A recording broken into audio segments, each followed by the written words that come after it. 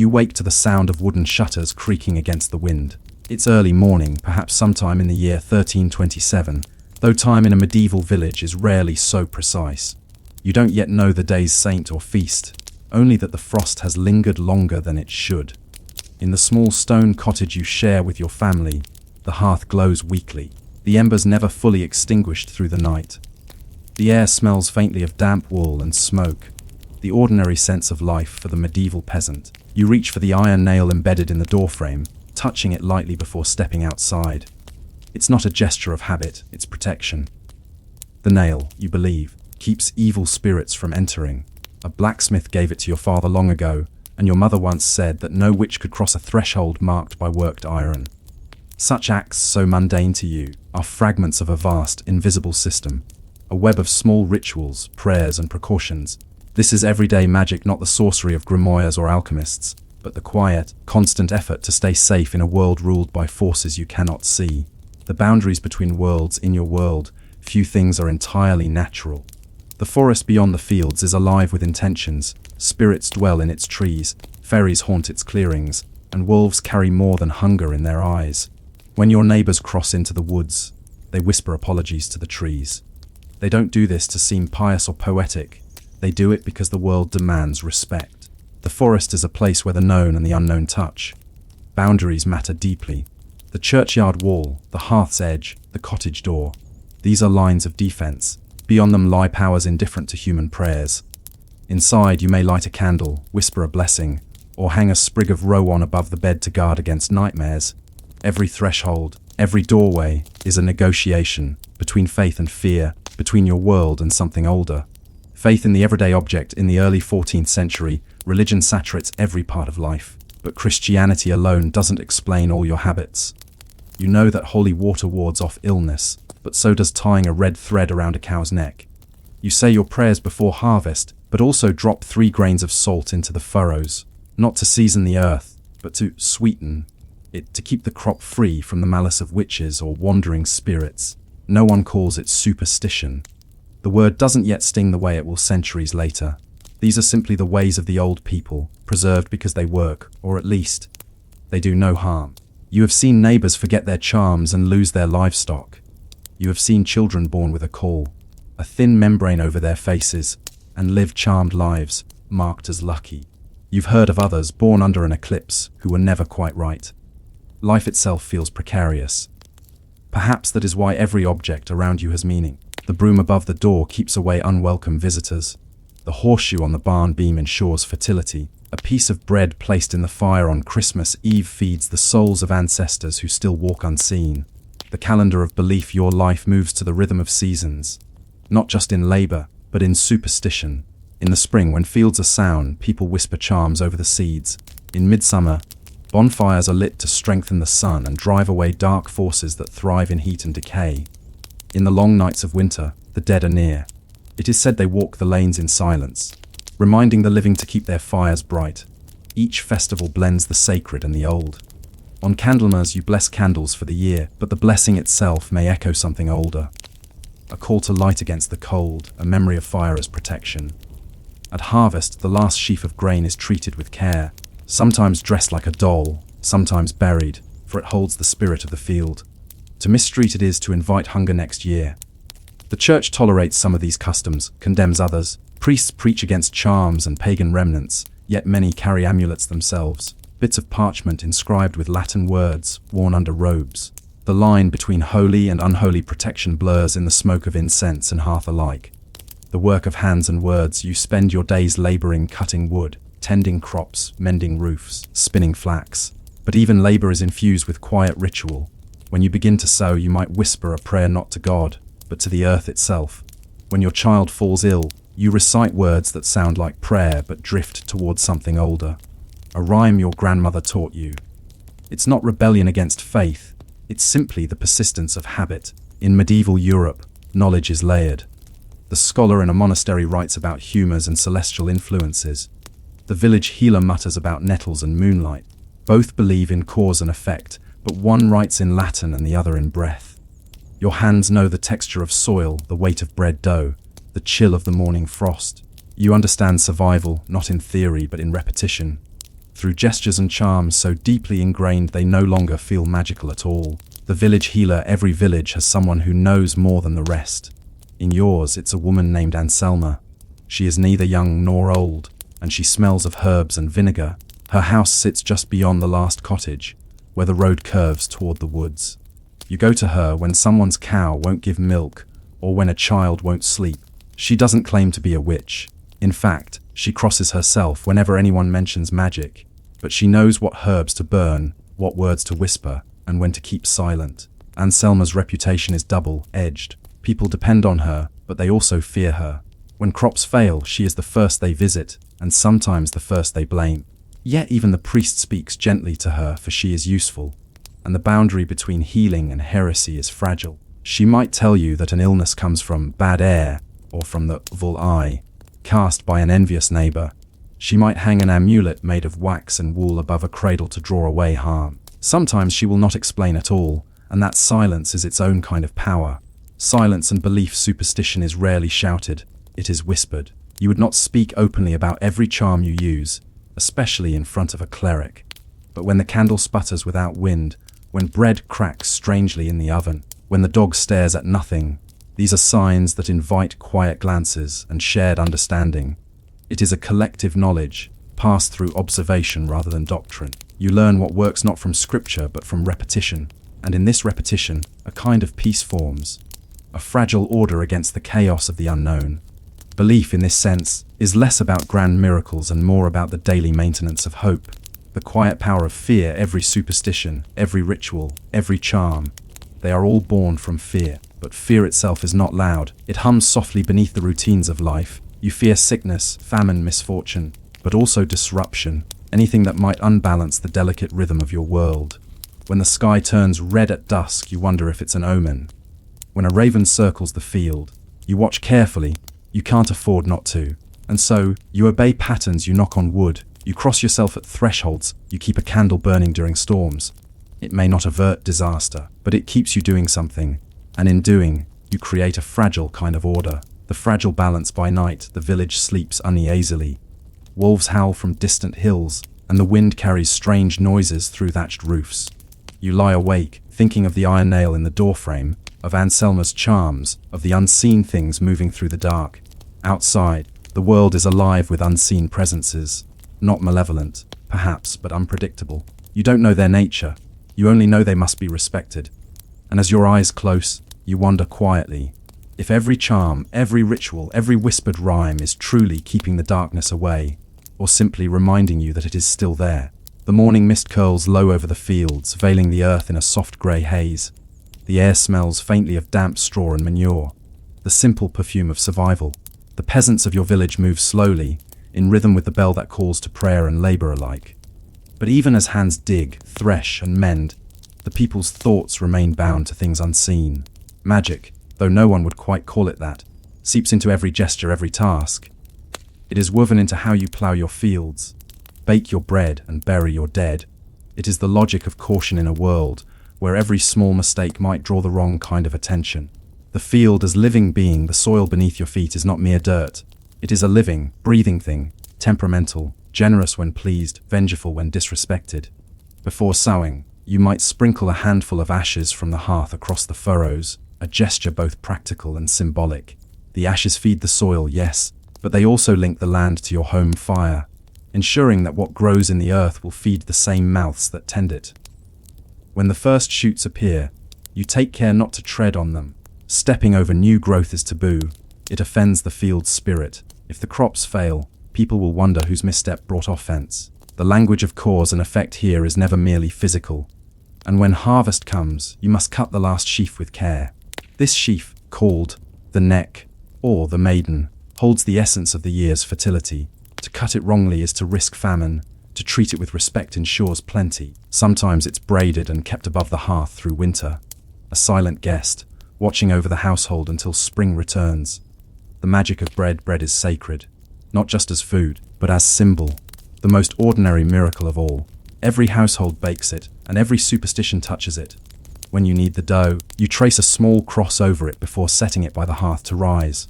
No one skips this step. Even a child knows that to forget the cross invites bad luck. perhaps worse. Bread that cracks oddly in the oven might mean discord in the home. Bread that falls flat could mean illness approaching. If a loaf burns too quickly, the baker may murmur that the devil passed by the window, a way of naming misfortune and controlling it through language. You never throw away bread. Even stale crumbs are swept carefully from the table and placed outside for birds, the souls of the departed, some say, who come in humble forms to visit the living. The act is both reverence and protection. For in the medieval mind, disrespect toward food could draw divine punishment as surely as sin. The power of the hearth is the heart of the home, warm, smoky, and alive with superstition. The ashes within it hold history, the memory of every meal and every spoken prayer. You light the fire each morning not simply to cook but to renew the soul of the house. The first spark is often accompanied by a whispered invocation, perhaps the sign of the cross, perhaps an older murmur like "Fire awake, keep the dark at bay." It is said that a home without fire is a home open to spirits. Thus, even in the heat of summer, a coal might be kept smouldering quietly in the corner. Travelers are never turned away from sharing the fire. To deny someone warmth is to risk angering the invisible forces that watch from the cold. When a family member dies, the hearth is sometimes covered with ashes for a day, a symbolic extinguishing of their part in the household's flame. Then, when mourning ends, the fire is rekindled with a new spark, often borrowed from a neighbor to signify renewal. A chain of shared light passes through the village, binding homes into a single living community. Illness and the body's shadows, sickness, in your time, is rarely just physical. It is a sign, a message, a disturbance in the harmony between body, soul, and unseen world. When a child falls ill, the mother first prays to Saint Apollonia or Saint Roch, depending on the affliction.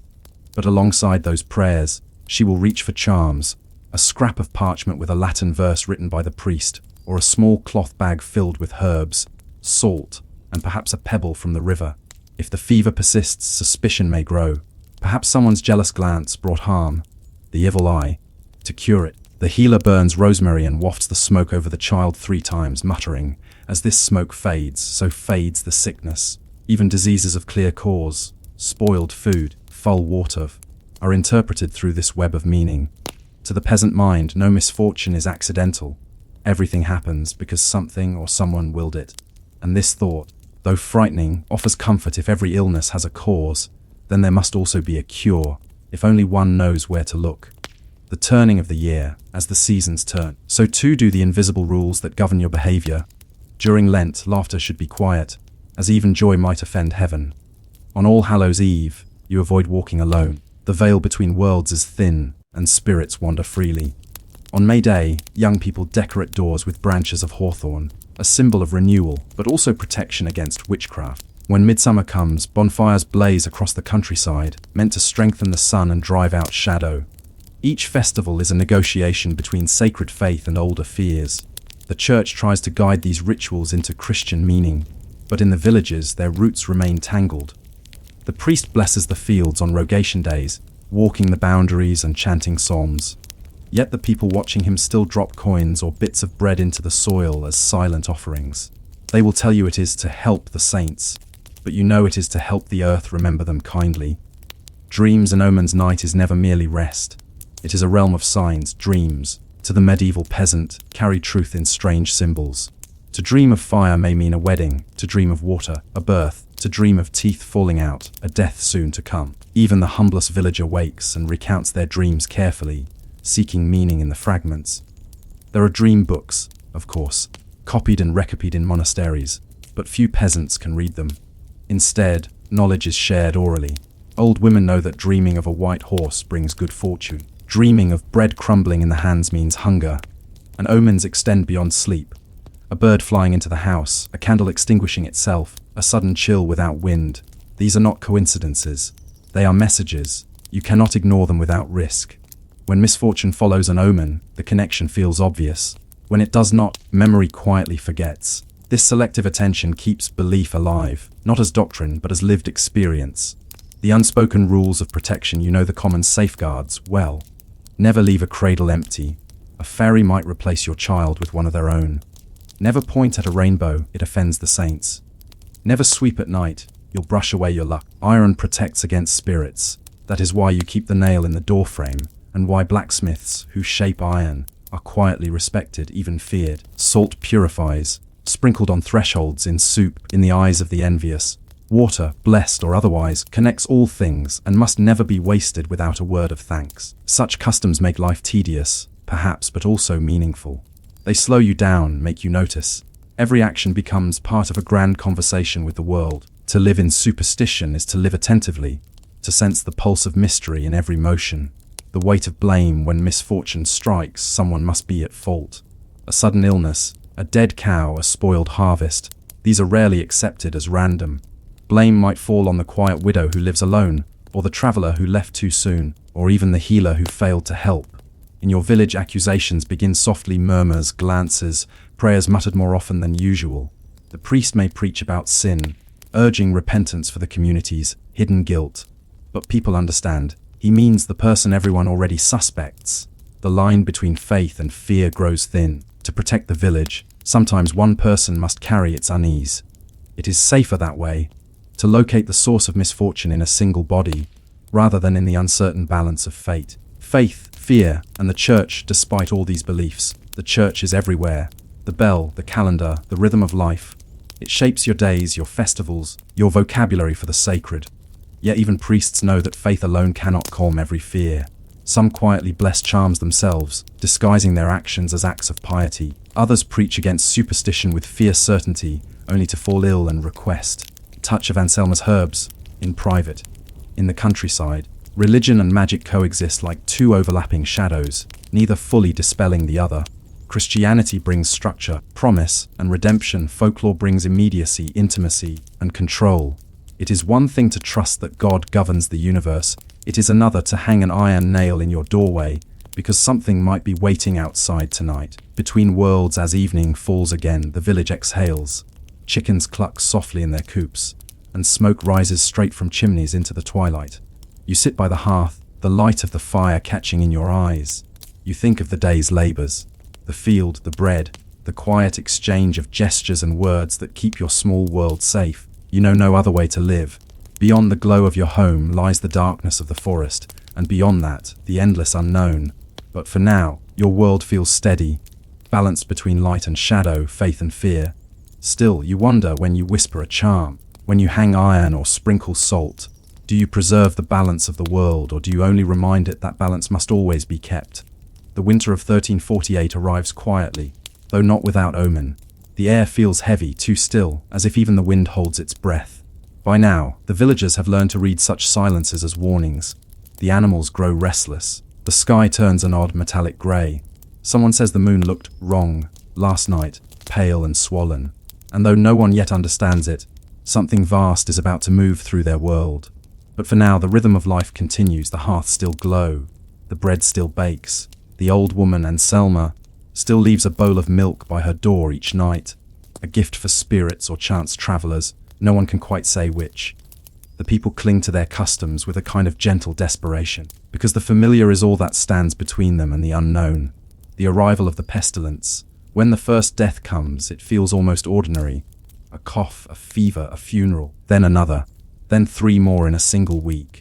The priest, pale and wary, tells the villagers that it is God's punishment for sin. The people nod solemnly, but in the quiet corners of their homes, they whisper other explanations. Perhaps someone disturbed a grave. Perhaps the spirits are angry. Perhaps the witch beyond the woods, the one who mutters to crows, has called something down upon them. Anselma burns herbs in her hearth, filling her cottage with sharp, bitter smoke. She tells you to hang bunches of sage and thyme by your doorway to sweeten the air. You obey, not because you believe it will save you, but because doing something feels better than doing nothing. This is how the medieval mind meets catastrophe, not with disbelief, but with ritual. When the world becomes incomprehensible, you return to the small, familiar gestures that once made sense. The rituals of protection. As the pestilence spreads, the church prescribes prayers, processions, and penance. The villagers, quietly, add their own measures. The women sprinkle vinegar around their homes. Men carve crosses into their doors. Children are told not to go out after dusk, for the air itself may carry death. Bells toll endlessly, not just for the dead, but to keep demons at bay. The healer Anselma mixes salves of garlic, rue, and ash. She places an iron pot over the fire and tells you to breathe in the steam. It drives out the bad humors. she says, though she knows the words are only half believed. In some homes, people hang amulets of bone or bits of parchment with Latin verses. Others tie herbs into little bundles and wear them close to the heart. The logic of faith and folklore now mingle so completely that no one can tell where one ends and the other begins. And still, the deaths continue. When faith wavers, you begin to notice something strange. The silences between the bells grow longer. Fewer people come to church. The priest himself falls ill, and for days, no mass is heard. Without his presence, the villagers grow restless, frightened. At night, they gather near the riverbank. Someone lights a torch. Someone else begins to chant an old rhyme, something their grandparents once said to keep sickness away. The words are not Latin, not anything the priest would bless, but they feel older, steadier. They pass a bowl of water hand to hand, sprinkling it on their faces, their children, their doors. For cleansing, they murmur. No one calls it baptism, but the meaning isn't so different. Fear strips belief down to its bones. In moments of panic, what remains is not theology, but instinct, a need to connect with whatever power still feels listening, the persistence of the old faith. When the pestilence finally passes, many homes are empty. The fields lie half fallowed. The few who survive rebuild their lives with quiet diligence. But something has shifted. The church calls for repentance and reform. Preachers warn against the sins of superstition, blaming old charms and pagan practices for God's anger. But the people do not abandon their ways. If anything, they hold to them more tightly. The world has proved uncertain. Life can vanish in a breath. And so, the nail in the doorway remains. The bread is still marked with a cross. The herbs still hang above the hearth. It isn't rebellion. It's memory, the survival of meaning through habit. Each gesture, each charm, is a thread that connects them to those who lived and died before. They have seen how quickly the world can end. To give up the old protections now would feel like inviting the end again. Anselma's end one spring, not long after the pestilence fades. Anselma herself falls ill. No herbs can cure her. She grows quiet, her eyes half lidded as she stares at the ceiling beams of her small cottage. You visit her near the end. She tells you that she has seen two shapes standing by the door, neither frightening nor kind, just waiting. You bring her a candle blessed by the priest, and she smiles faintly. "I'll take the light," she says, in case the road is dark. After she dies, the villagers bury her just beyond the consecrated ground. The priest insists. Her hands worked strange arts, yet people still visit her grave. They leave flowers, bits of bread, and small stones. A year later, someone whispers that a sick child touched the earth there and was healed. The story spreads quietly, and the priest stops asking questions. Belief, like water, always finds a way through. The rhythm returns, decades pass. The children grow, the fields recover, the rhythm of life resumes. But something new has taken root, a subtle awareness that the world beneath faith and soil is deeper than words can reach. The people still attend Mass, still kneel, still cross themselves. But when they leave the church, they touch the iron nail in the doorframe, hang the rosemary sprig above the cradle, and whisper thanks to the unseen for letting them live another day. The old ways have not vanished, they have adapted. The church calls it superstition, the people call it life. The quiet philosophy of survival centuries later. Scholars will look back on your world and call it primitive. They will speak of ignorance, of fear, of childish belief in invisible powers. They will say that superstition gave way to science, that faith replaced folklore. But they will miss something essential, that these small, repetitive gestures were not signs of ignorance, but of resilience. In a world without control, the peasants created their own order. Their magic was not an attempt to command nature, but to live alongside it. Every prayer, every charm, every whispered word was an act of humility, an acknowledgement that the world is vast and unpredictable, and that survival requires cooperation with forces one cannot see. Echoes in the present, even now, centuries later, their gestures remain. You still knock on wood. You still say, "Bless you," when someone sneezes. You still hang lucky charms, carry tokens, avoid walking under ladders.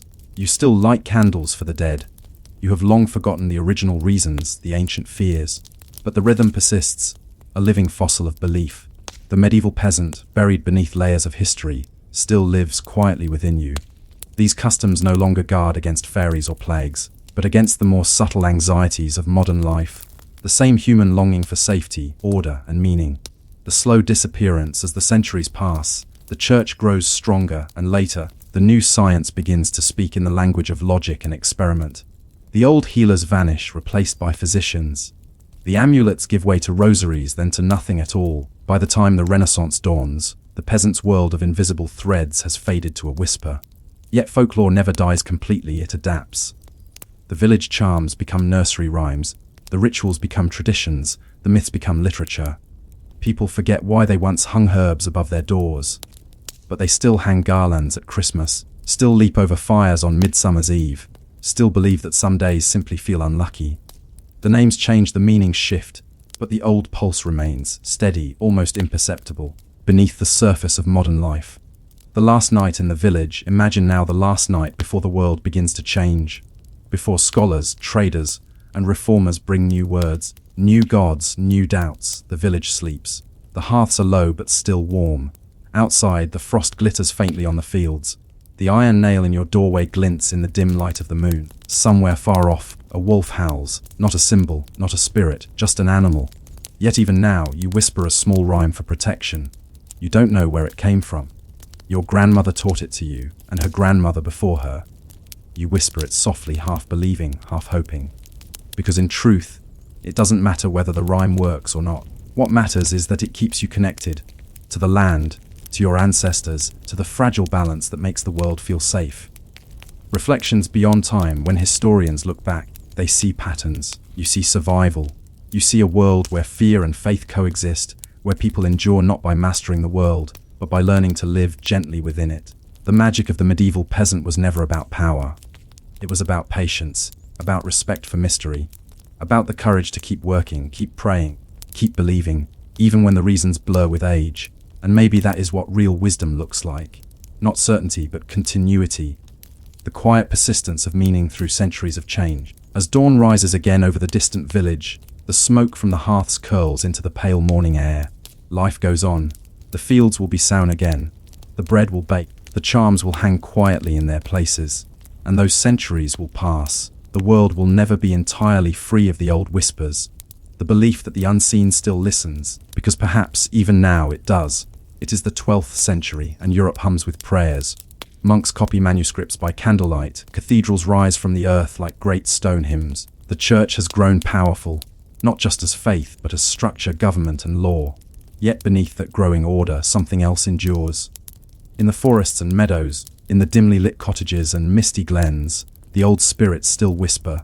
They are not gods anymore, at least not officially.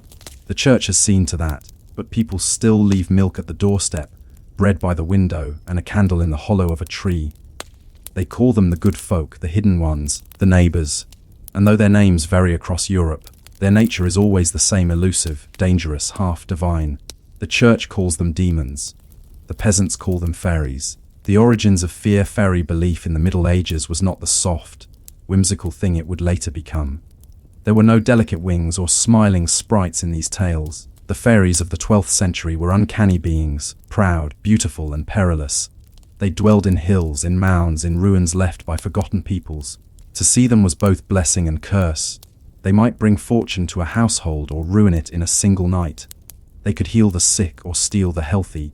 They lived parallel to the human world, close enough to touch, but not quite part of it. The church's missionaries, moving through the pagan countryside, encountered this belief everywhere. They found people who swore that certain woods were sacred, that certain wells could speak, that offerings must be left for the unseen. The priests were not fools. They saw the persistence of these beliefs as both a threat and a challenge, not because they doubted God, but because they understood how deep old fears run. To win souls, they would have to redefine the world itself. The holy and the hidden, you are a peasant again, living somewhere between forest and field. The church bell calls you to prayer every Sunday, and you obey. But when your child falls ill and no prayer seems to work, you might still seek the advice of the wise woman who knows the old ways. She might tell you to leave bread by the window, not as an offering, she says, but as good manners. You nod. You don't tell the priest. For in your mind, there is no contradiction. You believe in God and in fairies, in saints and spirits, as part of the same vast, mysterious order. Heaven rules above, hell yawns below, and between them lies a world alive with unseen neighbors. The church, however, sees danger in this middle ground. If fairies exist, what are they? If they are not divine, they must be something else, and that something else fits neatly into theology's darker categories. Theologians like Isidore of Seville and later Thomas Aquinas would debate such creatures in Latin, their quills scratching in quiet cloisters. Perhaps, they reasoned, these beings were angels who had fallen but not entirely rebelled. Neutral spirits, wandering the earth until Judgment Day. But among the clergy who preached to farmers and shepherds, the message was simpler: they are demons in disguise. The fairy mounds and the cross across Britain and Ireland, low green mounds dot the countryside. The peasants call them side, the hollow hills. Inside, they say, the fair folk dwell in endless twilight. Travellers who wander too near might hear music, soft and irresistible. Those who follow it vanish. Days later, if they return, their hair is white and their eyes haunted.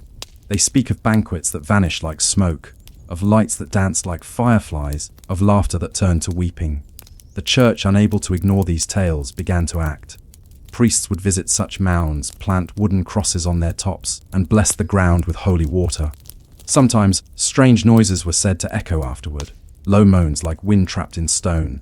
Even after consecration, villagers avoided the sites. They believed the fairies had merely moved deeper underground, waiting. In homilies, priests used these stories as warnings. Beware the illusions of the devil, who takes fair shape to tempt the simple. Yet, outside the church walls, the people continued to whisper thanks to the hidden hills, just in case. The borrowed children, one story spreads widely in this age, that of the changeling. A healthy infant suddenly grows sickly, silent, and strange. The mother insists it is not her child. The neighbors agree the fairies have stolen the real baby and left one of their own. What does the church say to such fear? Officially, nothing. There is no doctrine for changelings, but local priests, faced with desperate parents, must respond somehow. Some bless the child with holy water, commanding any spirit within to depart. Others encourage fasting or pilgrimage, or prayer to Saint Bridget. A few, more practical or more fearful, quietly advise mothers to take the child to the crossroads at night and leave it there. The fairy, they say, will reclaim its own before dawn. This too is part of the strange coexistence of faith and fear. The church does not invent such rituals, but it does not entirely destroy them either. It absorbs them, reshapes them, allows them to linger on the edges of doctrine where the light fades and shadows begin. The clergy and the folk in the monasteries, learned men write against these beliefs with growing frustration. A 13th century preacher named Stephen of Bourbon laments that many peasants honor spirits of the night, offering bread and drink, as if they were angels of God. Another, Caesarius of Heisterbach, records a monk's confession he once followed a glowing light into the forest, thinking it a divine vision, only to realize later it was a trick of the devil. Yet even within the church, curiosity flickers. Some monks record fairy tales not to condemn them, but to understand them. Gerald of Wales, a chronicler of the 12th century, describes an encounter with a small, subterranean people who play music and speak Latin. He does not call them demons, only wonders what they might be. Others, less charitable, fold fairy lore into sermons as evidence of sin. To believe in fairies, one friar writes, is to give the devil a foothold in your soul. But he also notes, reluctantly, that many of his listeners nod in agreement, not out of repentance, but recognition. For to them, fairies are not symbols of temptation. They are neighbors, part of the world's fabric. Dangerous, yes, but real. A precarious piece despite all warnings. The church learns that it cannot simply erase fairy belief. It must redirect it.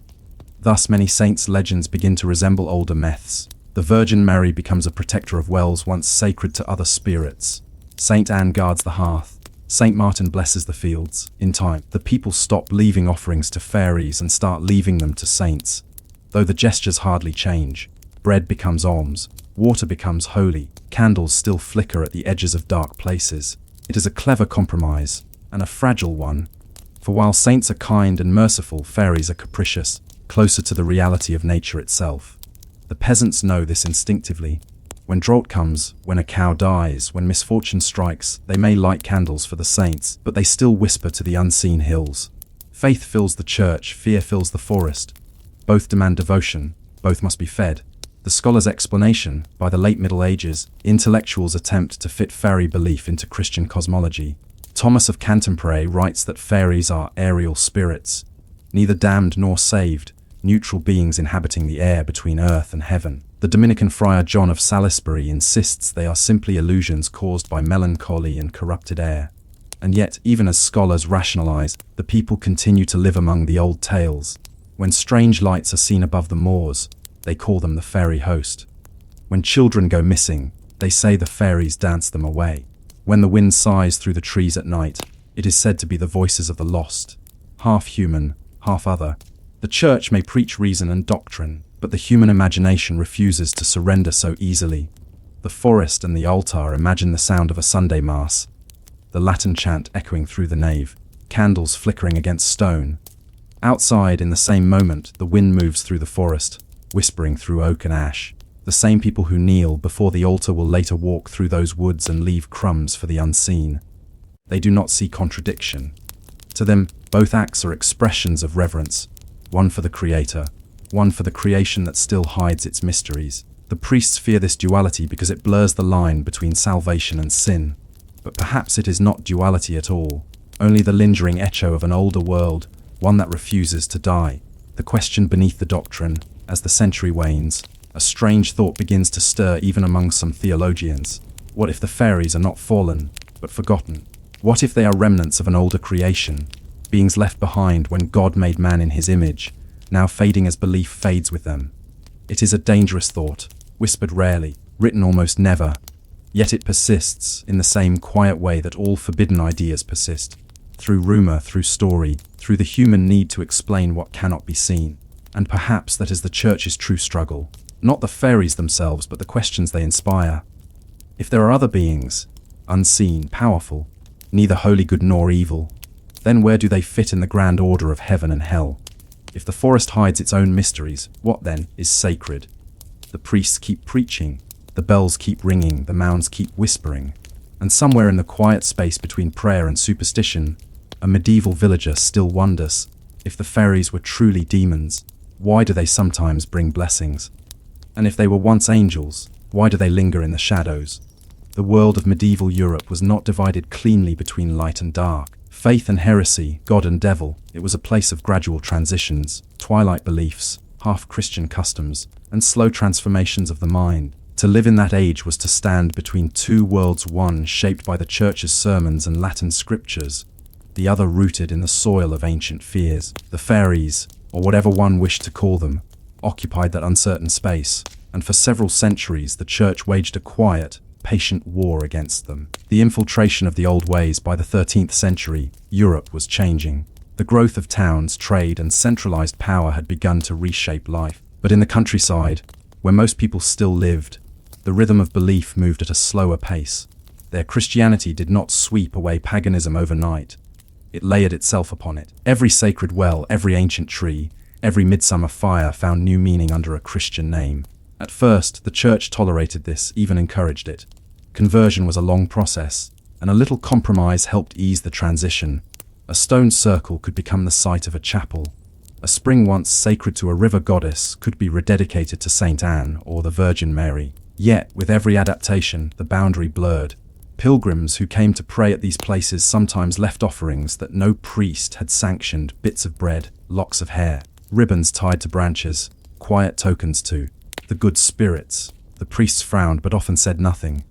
They had learned a truth about faith that theologians rarely wrote down. To erase a custom is harder than to baptize it. The fairy processions in England and parts of France, people spoke of the midnight host, a spectral procession that passed through the sky, especially during winter nights. Some said they were the souls of the dead, others swore they were fairies, hunting or feasting unseen. The church had its own interpretation. This was the wild hunt, a demonic company led by the devil or a cursed lord. Sermons warned that to look upon it was to risk one's soul, but not everyone listened. Peasants told stories of men who joined the fairy host for a single night, riding with them across the stars. Some returned, pale and silent, claiming to have seen the hidden lands. The church did not know how to contain such stories. To deny them completely would risk alienating the faithful. To acknowledge them was to admit that the world was stranger than doctrine allowed. And so, priests began to reinterpret the tales. The fairy host became a penitential procession, the wandering souls of sinners seeking redemption. Each story bent toward theology, yet the bones of the old myths remained. The trials of the wise women, alongside the church's efforts to sanctify the countryside, came its campaign against those who trafficked too freely with unseen powers. The wise women, charmers, and herbal healers. These were not yet the witches of later centuries. They were practical people, midwives, herbalists, folk doctors, who relied on old prayers, natural remedies, and, sometimes, quiet dealings with the hidden ones. A woman might claim she learned her craft from a spirit who appeared to her in dreams. Another might say she had been taught by the good ladies who dwelt in the forest. At first, such claims were tolerated, even respected. After all, if the healer helped the sick, who could complain? But as the church's teachings hardened and inquisitors grew more vigilant, these confessions took on a darker tone. Could these good ladies be demons? Was every whispered blessing a pact with the devil? A 14th-century priest named Johannes Nider wrote Formicarius, a treatise warning against women who claimed to be taught by fairies. He described them as deceived souls, lured into serving Satan under the guise of kindness. And thus what had once been folklore quietly slid toward heresy. The old world's mediators, those who stood between human and spirit, became suspect. The case of the good ladies. One of the most striking glimpses into this uneasy coexistence comes from a document known as the Canon Episcopi, a church decree written centuries earlier but revived in medieval debates. It condemns women who claim to ride at night with the goddess Diana or Herodias, ancient deities, surviving in memory as leaders of fairy-like processions. These women, it says, are deluded by demons. Their journeys are illusions, dreams inspired by the devil to lead them from faith. The decree is stern, but its very existence proves something the church would rather not admit. People still believed in those nocturnal journeys. Even in the 14th century, inquisitors across Germany and Italy recorded confessions from women who swore they had travelled with the ladies of the night. They described feasts in hidden halls, rivers of light, gifts of healing herbs, and promises never to reveal the fairies' secrets. To the women, these were sacred experiences. To the church, they were evidence of diabolic deception. Thus began a centuries-long confusion, one that would eventually merge fairy belief with witchcraft, until the two became almost indistinguishable. The monks who believed, and yet, even within the church, doubt persisted, not of God, but of the simplicity of his creation. Some monks and scholars recorded tales of fairies not to condemn them, but to wonder at them. The English chronicler Walter Map, writing in the 12th century, told of a knight who married a mysterious lady from another world. She forbade him to speak her true name, warning that to do so would break their bond. He obeyed for years until one day, in anger, he called her by it. Instantly she vanished, leaving behind their children, neither holy mortal nor holy spirit. Map does not call her a demon. He calls her a woman of the fair folk, and writes that her beauty was no less than the grace of heaven. Such tales circulated even in monasteries. Some monks confessed that they could not easily classify these beings. If all things came from God, could not fairies too be part of his creation, mysterious perhaps, but not evil? These were dangerous musings. The church required certainty. But faith, for all its rules, cannot quite extinguish wonder. The pilgrimage to the Fairy Hill. In the remote parts of Ireland and Scotland, people still spoke of fairy hills, the side, as living gateways.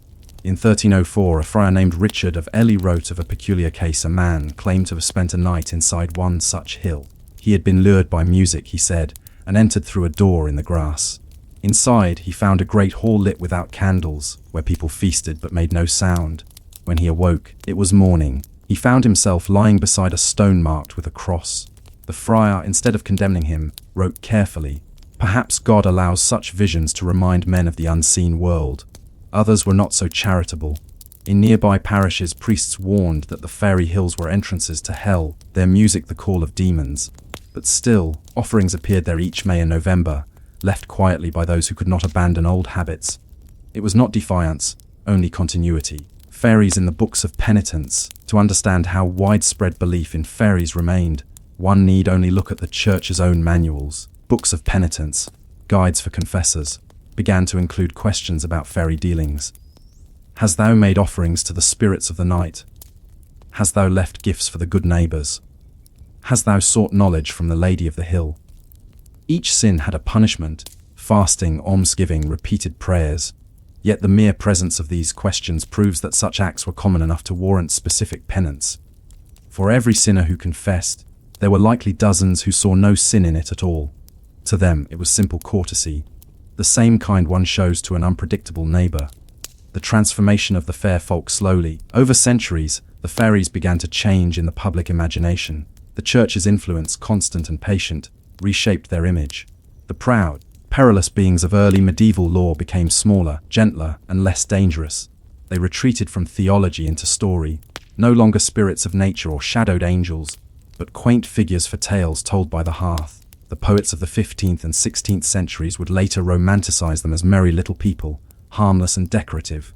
The church, in a way, had succeeded not by destroying belief but by domesticating it. Yet traces of the old dread remained.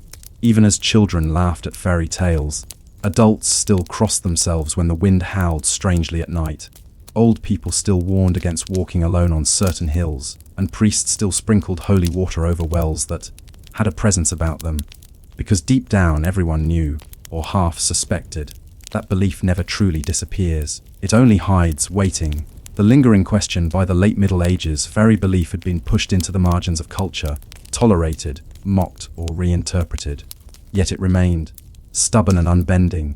The church, for all its authority, never quite managed to exorcise the fair folk from the European imagination. Perhaps that is because the belief itself satisfied a human need that religion alone could not. The need for mystery, for the sense that the world is more than it seems. The peasant's faith was not rebellion, it was survival. To live in a world of hunger, plague, and uncertainty, one needed both prayer and precaution. God ruled heaven, but the fairies ruled the night. And so the church learned to live with them, not in friendship, but in uneasy coexistence. Still, the question lingered, whispered by theologians and storytellers alike. If fairies were truly evil, why did they so often act with kindness? And if they were good, why did the church fear them so deeply? By the dawn of the 15th century, Europe was changing. The Black Death had swept through towns and villages, leaving behind an emptiness that even faith could not fully fill. The 100 Years' War raged in the West. Heresy trials grew in number. The papacy itself had fractured. The church, once the unquestioned center of life, was now an institution both revered and doubted. And in that space between reverence and fear, old beliefs found new shapes. Fairy stories did not die. They adapted, shifting from whispered wonder to whispered accusation. What had once been the good folk, elusive and ambiguous, began to merge with something darker.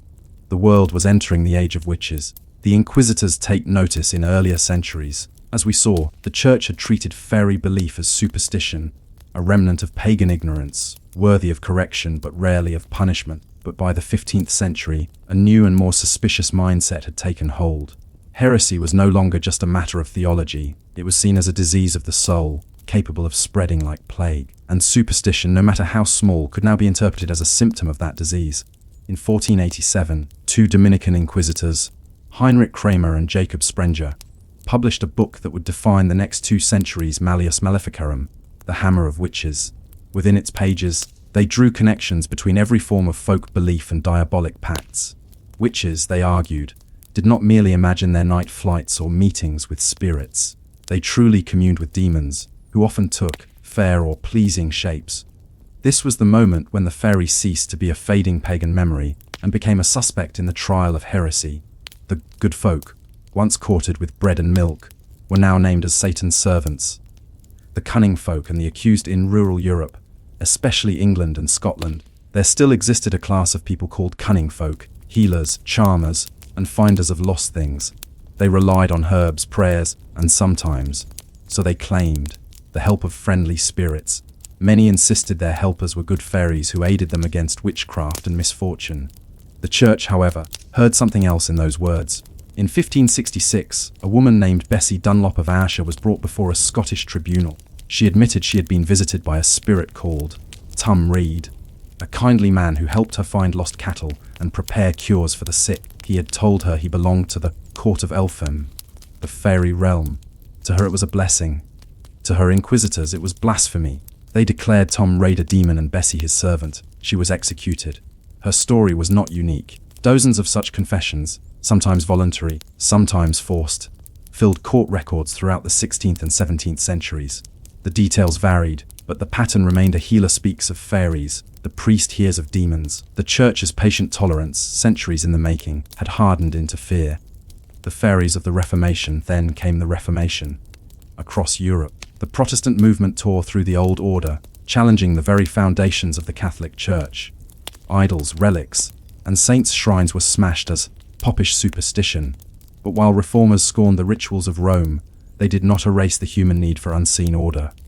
In some places, the old folk beliefs found new life among Protestants, who quietly continued to leave offerings or whisper charms, no longer for saints, but for luck, for health, for unseen friends. To the new Puritan authorities, this was equally intolerable. The invisible world was now divided sharp like God and his angels on one side, Satan and his legions on the other. There was no room for neutral spirits, no place for fairies, and so, what the medieval church had once managed with cautious ambiguity, the reformers met with fire and rope. To believe in fairies became, quite literally, a crime against heaven.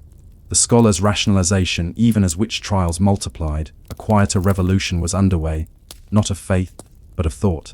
By the 17th century, a new kind of scholar was emerging, one who sought to explain the world not through miracles but through nature. Philosophers like Francis Bacon and early naturalists began to speak of causes, not spirits.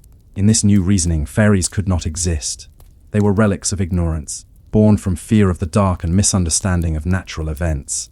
A man who once saw lights over the marsh might now be told he had witnessed willow, the wisp, the glow of gas from decaying plants. A woman who heard voices in the woods was told it was only wind through the trees. Science, reason, and Protestantism, strange allies, conspired to silence the old stories. But they could not quite kill them. The people continued to believe, quietly, stubbornly, even while pretending not to. The fairies simply moved out of daylight and into dreams. The curious case of Reverend Kirk in 1691. A Scottish minister named Robert Kirk published a book that seemed, at first, entirely orthodox. Its title was The Secret Commonwealth of Elves, Fauns, and Fairies. But what Kirk wrote inside was not a condemnation. It was an ethnography, a calm, almost scientific account of fairy belief in the Highlands. He described the fairies as subterranean people, made of finer matter than humans, living in a world parallel to ours. They were neither angels nor demons, but another creation of God, existing unseen beside us. It was a daring claim, an attempt to reconcile folklore with theology, superstition with reason. Shortly after the book was completed, Reverend Kirk was found dead, collapsed while walking near a fairy hill. The villagers whispered that he had not died at all, that the fairies had taken him for revealing their secrets. His family buried a coffin of stones, and even in the rational 18th century, few dared to walk by that hill at night. The disappearance into literature. By the 18th and 19th centuries, fairy belief had largely retreated from theology into literature. No longer accused as demons or worshipped as gods, the fairies now appeared in poems, plays, and nursery tales. Shakespeare had already softened them in A Midsummer Night's Dream, transforming the old, good neighbors, into playful mischief makers. Later writers, Spencer, Milton, the Romantics, turned them into symbols of imagination itself. The church no longer fought them. There was nothing left to fight. What had once been living faith, a dangerous, half-forbidden part of medieval life, had become decoration, something polite society could enjoy without fear. And yet, in the countryside, under the surface of enlightenment, the older stories persisted. Farmers still whispered about the lights that followed travelers at dusk. Mothers still placed iron tongs over cradles to keep the fairies away, because even when reason conquers belief, it does not erase the instinct to wonder or to fear. The long shadow of the church looking back. The church's relationship with fairies is not a story of victory or defeat. It is a story of transformation, of how a faith of absolutes adapted, resisted, and finally absorbed the remnants of an older, earthbound spirituality. For centuries, priests preached that fairies were demons. But perhaps what they feared most was not the fairies themselves, but the human capacity to believe in many things at once, to pray in the morning and leave bread on the doorstep at night. That divided faith, half in heaven, half in the hidden world, is what makes the medieval mind both alien and familiar, even now when the word fairy conjures wings and wands instead of dread. Something of the old unease lingers.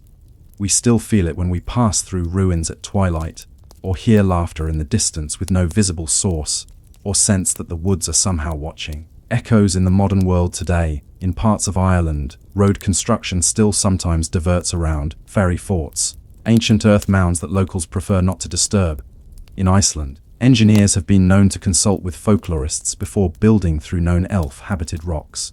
It is not faith, not quite superstition, but a quiet respect for what the medieval peasants once knew instinctively, that some places and some stories are best left undisturbed. In this, perhaps, the church's long struggle achieved something unexpected. By defining, debating, and fearing the fairies, it preserved their memory. Without that opposition, those old spirits might have vanished entirely. Instead, they endure, stripped of theology, but not of mystery. The reflection, so the story ends not with triumph or tragedy, but with a soft, lingering question. For centuries, the church stood guard against unseen forces, drawing lines between sacred and profane. Yet those same centuries taught it that belief cannot be fully contained. The peasant's faith, the monk's curiosity, the inquisitor's fear, all were expressions of the same truth, that humans are drawn to what lies beyond their understanding. And if fairies were once the shadows that danced at the edges of faith, perhaps they remain even now in the corners of our reason, not as demons, not as angels, but as reminders that the world, for all its order, still hums with hidden life. So, when you walk through an old forest or pass a hill that seems to hold its breath, remember, for 1,000 years the church tried to explain the silence there, and failed. It is the year 1348. The bells of Europe toll constantly, for births, for deaths, for prayers, for play. In city after city, carts creak through the streets, piled with bodies. The air smells of lime ash and smoke. Priests hurry from house to house, offering absolution through door cracks. The very rhythm of daily life has come undone. And yet, behind closed doors in monasteries, town halls, and royal chancelleries, something improbable continues: paperwork. While fields lie empty and graves overflow, clerks still write. They sharpen their quills, mix their ink, and dip their pens into history. Death may rule the streets, but bureaucracy, patient, methodical, absurdly meticulous, endures. The habit of record, keeping before the plague, medieval Europe was already a world addicted to writing. From kings to bishops to humble notaries, everyone who held power depended on documents. A royal charter confirmed a noble's land. A tax roll listed every plough and cow. A parish register noted who was born, who was married, who was buried. This obsession had grown for centuries. Even illiterate rulers valued paperwork because it represented permanence, a promise that order could survive memory. So when the Black Death arrived, carrying death in every breath, the habit of documentation did not vanish. If anything, it intensified. The very scale of the disaster demanded explanation, control, and proof. Even as people died faster than they could be buried, scribes kept tally. The clerk at the edge of the world, imagine one such clerk, anonymous, pale, coughing softly, sitting in a dim stone chamber in the English town of Winchester. His task is simple: to record the rents due from each manor under the bishop's control. But as he works, the world outside falls apart. The tenants whose names he writes have been dead for weeks. Their hairs are gone too. The ink dries before the debt can be collected. Still, he writes, line by line, he fills the page with the fiction of continuity. Each name written is an act of defiance, a declaration that the system still exists, even if the people within it no longer do. When the clerk himself succumbs to fever, another will take his place, sometimes before the body is cold. Paperwork does not die, and because of that we know today how far the plague reached, who it killed, and how society struggled to keep its shape as its flesh rotted away. The roll of the dead in England. Royal officials maintained what were known as manorial rolls, annual records of who held which lands and what dues they owed. When the Black Death struck, these rolls became lists of absence. Entire families vanished from them between one year and the next. Margins filled with Latin phrases like mortuus est, he is dead. In the Diocese of Ely, a single roll shows more than half the tenants marked as deceased in 1349. In other regions, the handwriting itself changes mid-page, the original clerk dead, replaced by another with a rougher, trembling script. In places like Florence and Avignon, where mortality rates reached 60%, civic scribes were ordered to document plague deaths for tax and burial purposes. Some cities employed pestilence notaries, whose sole duty was to record wills as quickly as possible before the victims expired. The result was a strange new profession, the bureaucrat of death. The business of the dead, even in the face of unimaginable loss. Medieval society could not escape its administrative reflex. In Avignon, then the seat of the papacy, the plague reached its height in 1348. The Pope, Clement VI, locked himself inside the papal palace surrounded by fires to purify the air. From there, he issued detailed written orders that priests were to bury victims in consecrated ground, no matter how many. When new cemeteries were to be established, indulgences were granted to those who died of plague. These instructions, written by secretaries in neat Latin, moved outward into a world of chaos. Outside the palace walls, corpses lay in the streets, entire monasteries were emptied, yet the paperwork continued to flow, papal bulls, death records, last testaments. It was as if the written word itself was immune to contagion. The will of the people, the Black Death changed how people thought about death, but also how they wrote about it. In towns like Siena, Bologna, and Paris, notaries found themselves overwhelmed by citizens demanding to make wills. The dying lined up outside city offices, coughing into cloths, clutching coins to pay for the service. Some wills were long, ornate, full of instructions for prayers, candles, and donations. Others were brief, written in shaky Latin or Italian. "I leave my house to my daughter, and my soul to God." A notary in Siena recorded so many deaths that he began numbering them. The first known instance of what we might call statistical accounting of mortality. Even as families fell apart, these documents preserved their voices, bureaucratic ghosts lingering in ink. And centuries later, historians would read them and realize something extraordinary. Bureaucracy was not just about control, it was a way of coping. The church's ledgers of the lost, no institution felt the weight of death more than the church. Monks, priests, and friars died in staggering numbers, often while tending to the sick. Some monasteries lost every member. Yet the church's administrative machine, vast and complex, persisted. Letters from bishops to Rome still traveled across plague-ridden lands. Orders for burials, replacements, and property transfers filled the papal archives. Parish priests, or whoever replaced them, kept burial records, sometimes noting entire families buried on a single day.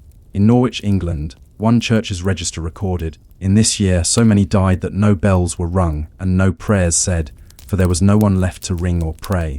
Still, someone wrote those words. Someone dipped a quill into ink and made a note of absence. Proof that the system still cared enough to notice the void. The counting of the living even as death reigned. Governments worried about the future. Who would till the land, pay taxes, fight wars? In 1351, just 2 years after the height of the plague, England's royal clerks compiled new surveys of the population and economy. The result was the Statute of Labourers, a written attempt to control wages and bind workers to their old masters. But the records tell a different story. With so many dead, labourers were suddenly scarce. Survivors demanded higher pay and often received it. Once again, the bureaucrats recorded, calculated, and lamented, trying to legislate against the invisible forces of social change. The Black Death had rewritten Europe's human geography, but the clerks were determined to keep counting. The scribes of silence, there is a strange calmness in these surviving documents, an absence of emotion that borders on eerie. The scribes did not describe the smell of decay or the cries from the streets. They simply noted, vacant, due to death, or no heirs, all deceased. And yet, within that clinical tone lies something profoundly human: endurance. The act of writing itself became a ritual, a way to assert order in a world collapsing into chaos. It was, in its own way, a prayer written in ink instead of spoken aloud.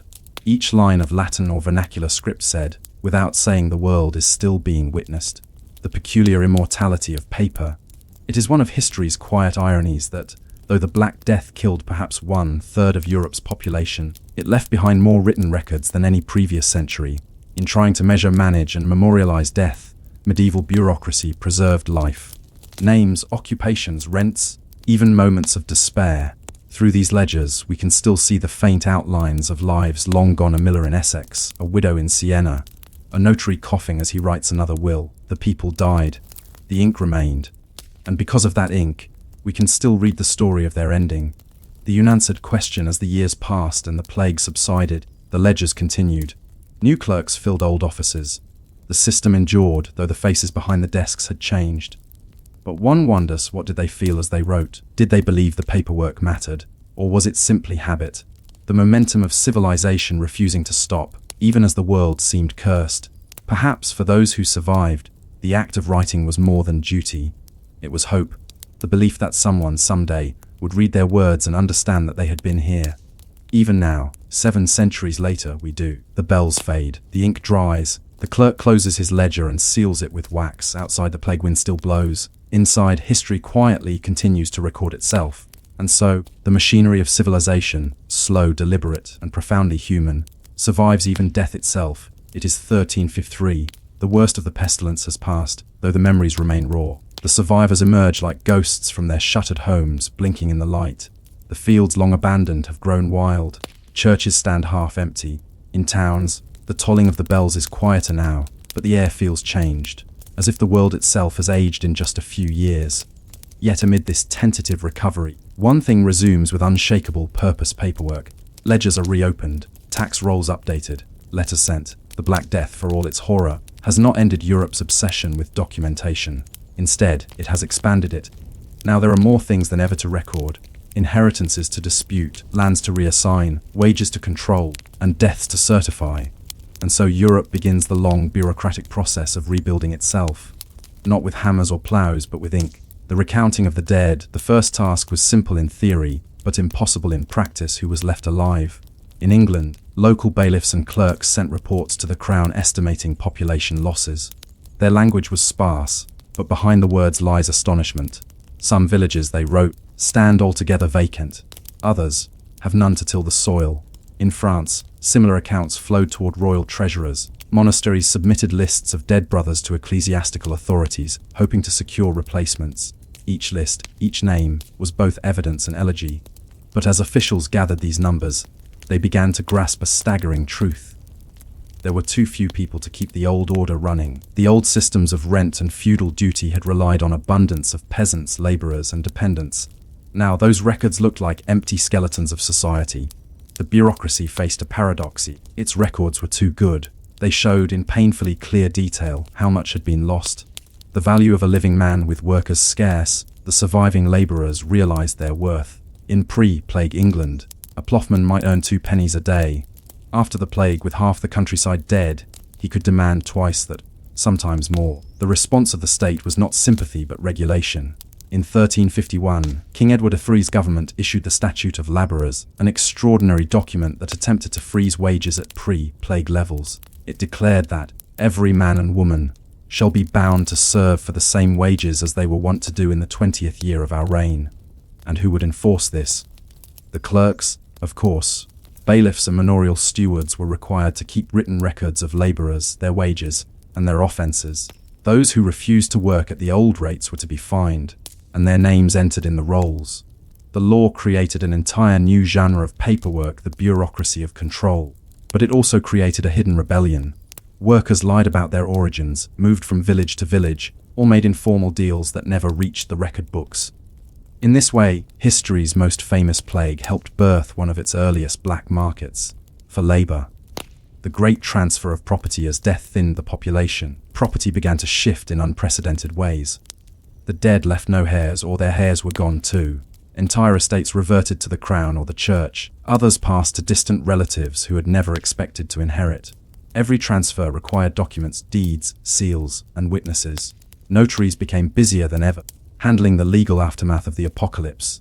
In Florence, the archives swelled during these years with contracts of sale, adoption papers, and last wills. One particularly meticulous scribe recorded in the margins. This man was the last of his line. In England, widows became unexpectedly powerful.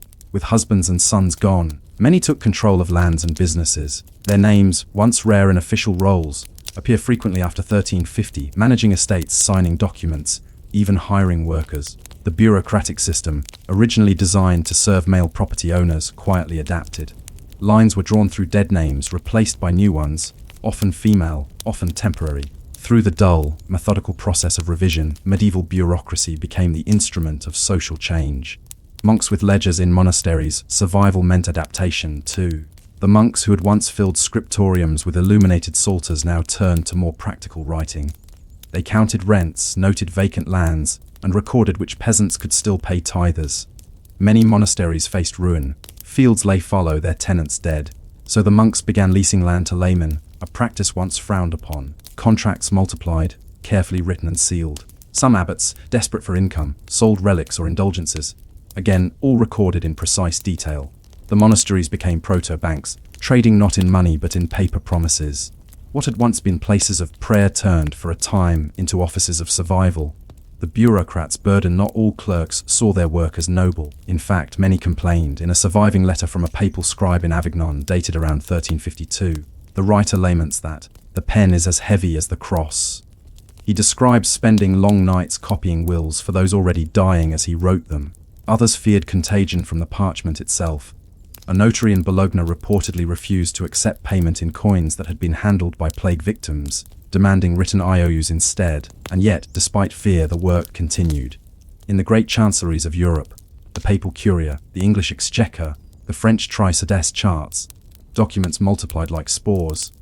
Death had proven that paperwork could outlive people. Governments were determined to make it the foundation of their recovery.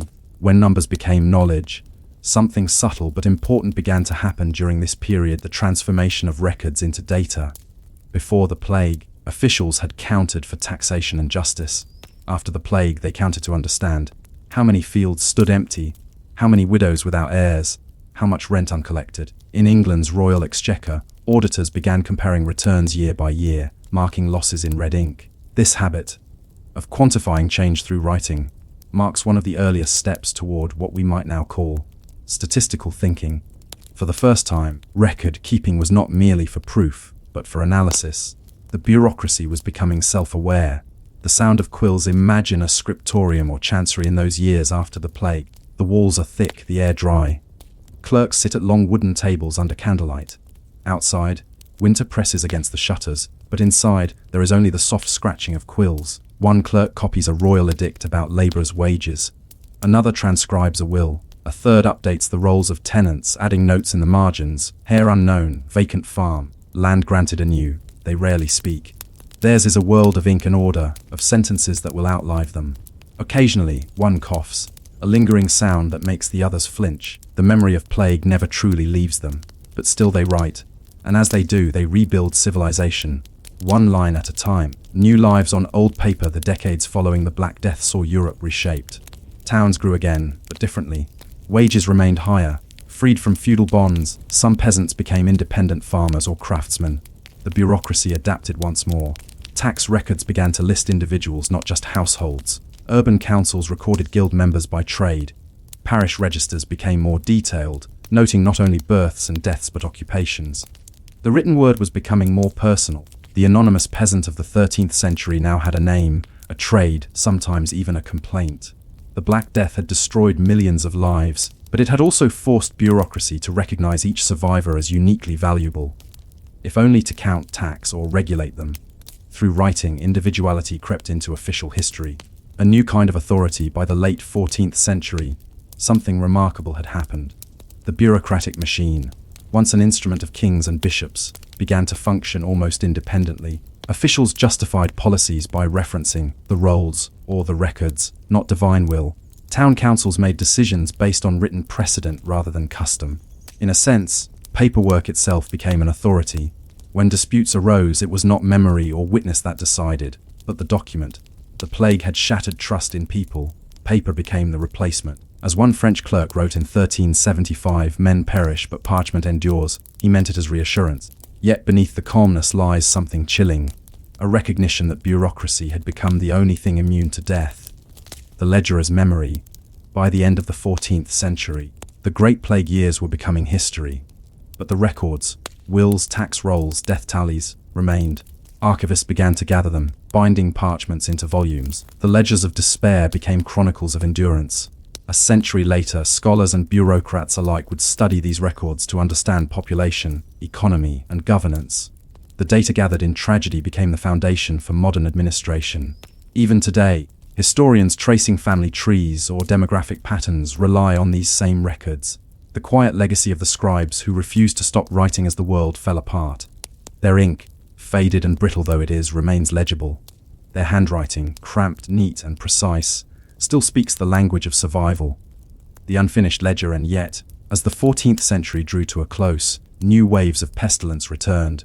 Not as deadly as before, but enough to remind Europe that the Black Death had never truly gone. Each recurrence brought new records, new adaptations, new scribes.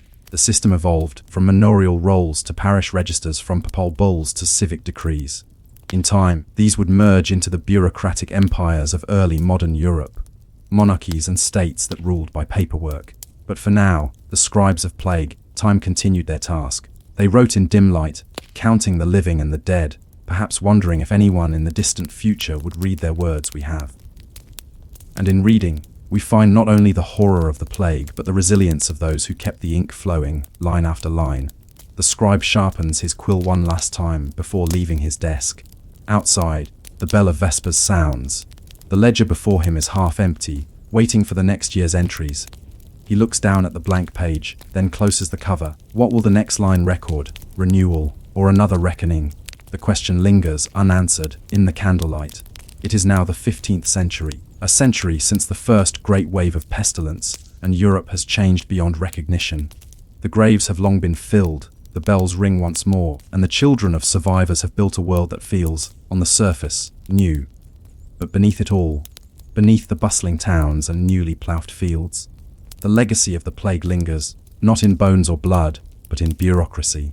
For in the decades after the Black Death, Europe's obsession with record keeping evolved into something entirely new: the idea of the state, the paper skeleton of power. Before the plague, kingdoms and duchies were often loose collections of personal loyalties, land held by vassals, cities governed by custom, and authority justified by divine right or noble blood. After the plague, rulers found that divine right was no longer enough. Too many nobles had died, too many villages vanished, too many assumptions broken. What endured, what truly held value, were not oaths but records. And so, kings began to rule less through charisma and more through documentation. Taxation, population counts, military service, all required writing. Each royal household expanded its chancery, hiring clerks by the dozens. Each charter, each list, became part of a growing paper skeleton upon which the body of the state would rest. The irony was profound. Death had forced Europe to invent permanence. The rise of the clerkly class, the plague, had decimated the old elite. The knights, the hereditary officials, the landowners. But the clerks, with their literacy and adaptability, survived and multiplied. By 1400, nearly every major European court, English, French, Burgundian, Aragonese, employed entire classes of men whose power lay not in birth, but in penmanship. They were sons of merchants, minor priests, or impoverished nobles, fluent in Latin and versed in arithmetic. Their tools were not swords, but quills and sandboxes of ink. They formed the first bureaucratic middle class, men who knew how to make the world move through documents. In the centuries that followed, their descendants would become auditors, accountants, civil servants, and administrators. The clerical caste, born from plague necessity, became the quiet machinery of governance.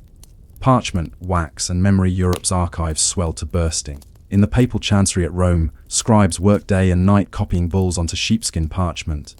Their handwriting, once hurried by plague years, became standardized, elegant, legible, bureaucratic. In France, the royal Sedès charts filled vaults with thousands of rolls, each carefully tied with string and sealed with wax. The English exchequer likewise maintained rolls so vast that chroniclers joked, God alone knows how many. These documents were not merely for show.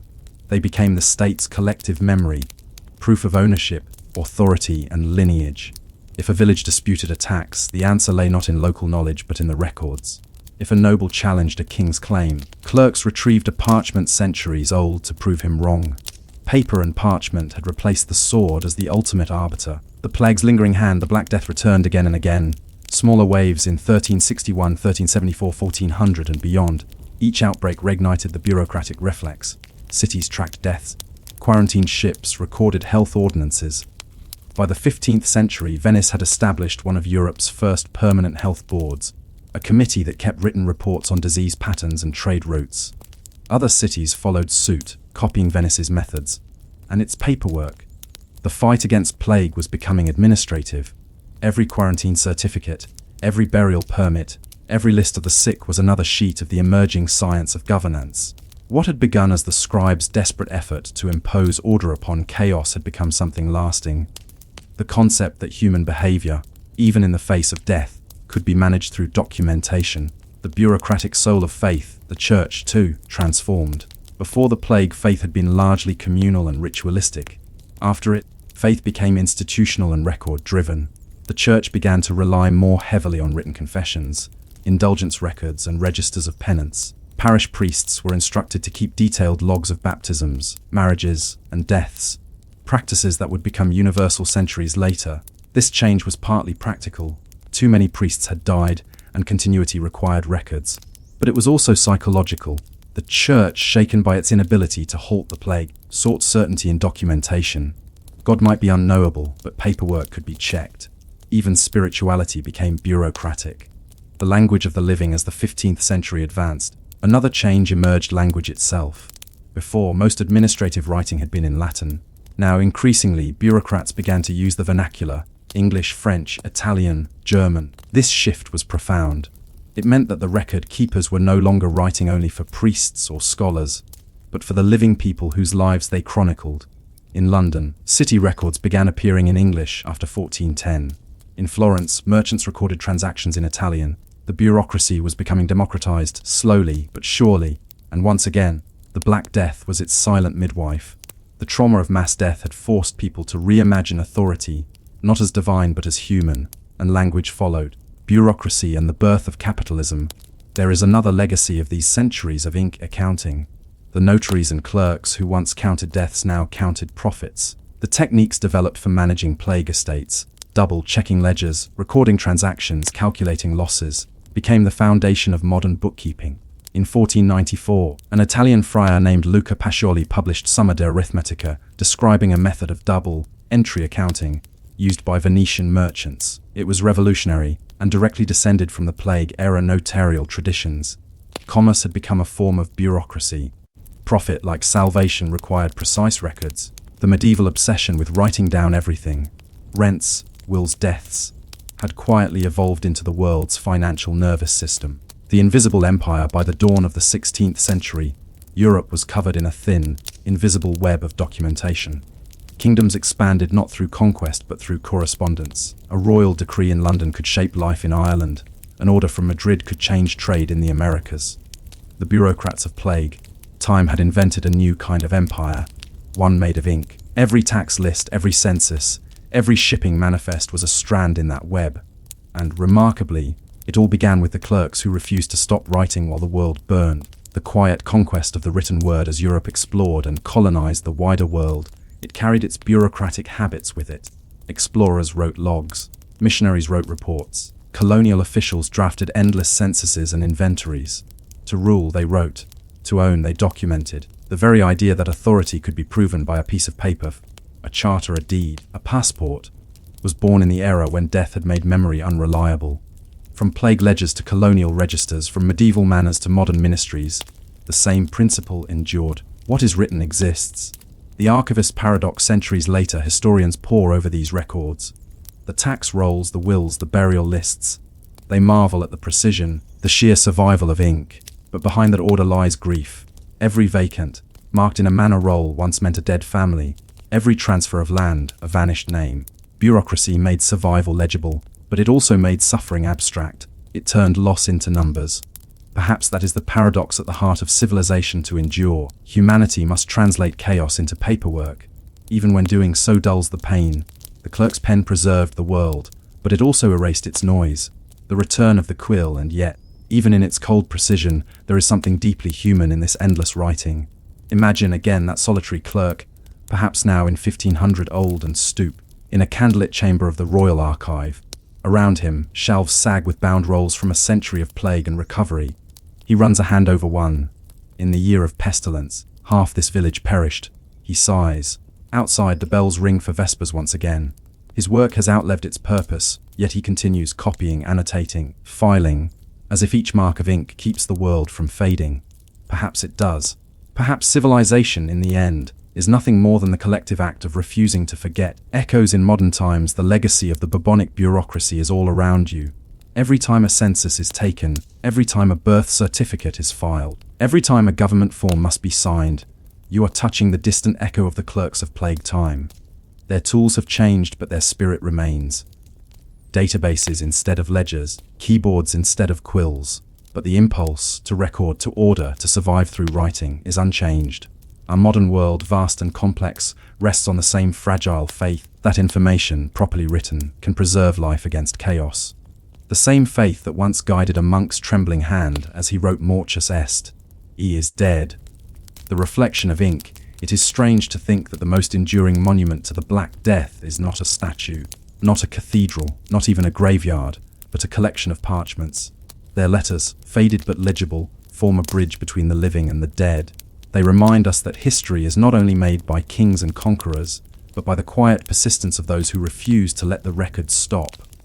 When we read them, we share their defiance, their belief that words can outlast flesh. And perhaps in that act of remembrance, we too become part of the same bureaucracy of survival. The ink has dried, the ledger is closed, The world moves on, but the words remain. They whisper from their shelves through the centuries we were here. We counted, we endured. And in that whisper lies the true story of how paperwork, born in plague and loss, became the backbone of the modern world. Imagine a small village in the foothills of the Alps in the year 1349. The winter is long, the church roof leaks, and the bell tower leans slightly to one side. But it still stands, a symbol of faith and endurance. The bell itself, cast from bronze decades ago, hangs heavy and mute.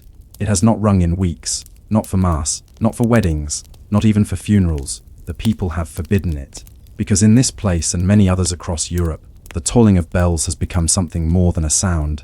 It has become a curse. When sound became sinister for centuries before the Black Death, church bells had defined the rhythm of life. They called peasants to work, marked the hours of prayer, warned of approaching storms or fires, and celebrated births, marriages, and holy days. But when the plague came, so did confusion, and fear warped every familiar thing. At first, bells were rung constantly.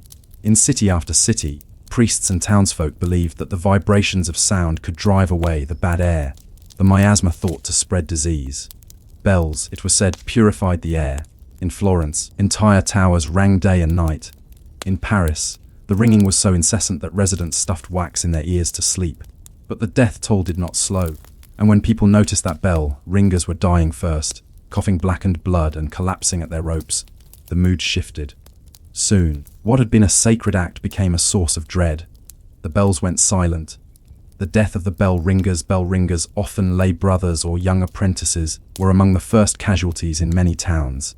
The act itself, climbing the narrow stairs, pulling the ropes amid dust and pigeons, placed them in close contact with disease. Rats nested in the towers, fleas swarmed in the straw of the belfries. In England, chroniclers noted that the bellmen fell sick in multitudes.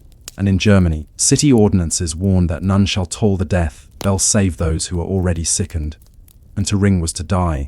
And so, when the last bell ringers perished, the towns left the ropes dangling. The wind moved them sometimes, and their faint, ghostly clatter became a reminder of how quickly life had changed.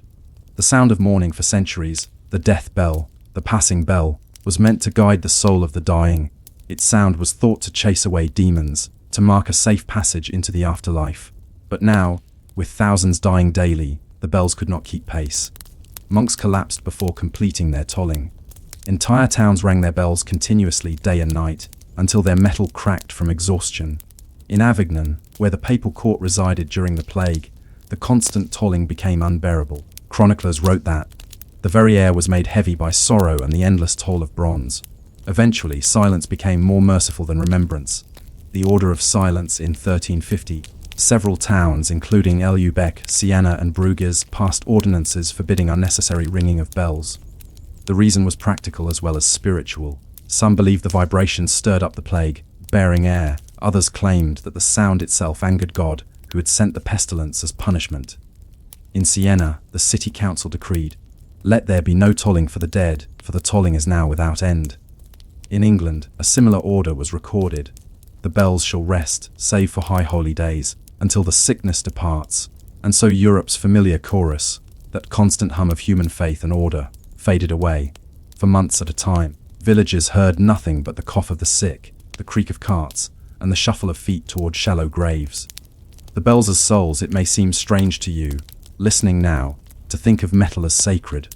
But to the medieval mind, a bell was not simply an object. It was a living presence. Each church bell was baptized at its casting. Priests sprinkled it with holy water, named it, and anointed it with oil. It was said to have a voice, a soul, and a duty to speak for God. In many villages, the bell was referred to as she. She calls us. She mourns for us. To silence a bell, then, was an act of grief. It meant that even faith had lost its voice. The soundless cities' accounts from plague-era Europe describe cities so quiet that travelers thought them abandoned. In Florence, one chronicler wrote, "The streets were silent as tombs. The bells that once marked the hours were still, for none wished to hear time pass." In London, the silence was broken only by the clatter of carts carrying bodies to mass graves. Without bells to mark the day, time itself seemed to dissolve. People awoke not by the ringing of the matins bell but by hunger or fear. The sacred rhythm of daily life, once ordered by bronze, had vanished. In that silence the world felt unmoored. Superstitions of sound, with fear came superstition. Some believed that the plague traveled through sound waves, that loud noises, including bells, drums, and even singing, could disturb the air and spread contagion. Others thought the opposite, that silence angered God. Towns argued over which was more dangerous, to ring or to refrain. In Prague, one priest insisted that the bells must toll to show repentance. He died within a week. The people took that as proof that sound itself was cursed. Elsewhere, villagers created silent processions, carrying crosses through the streets with only the sound of footsteps. A chronicler in Lübeck noted that it was as if the air itself held its breath. The psychological weight of silence. You can imagine the strangeness of such a world.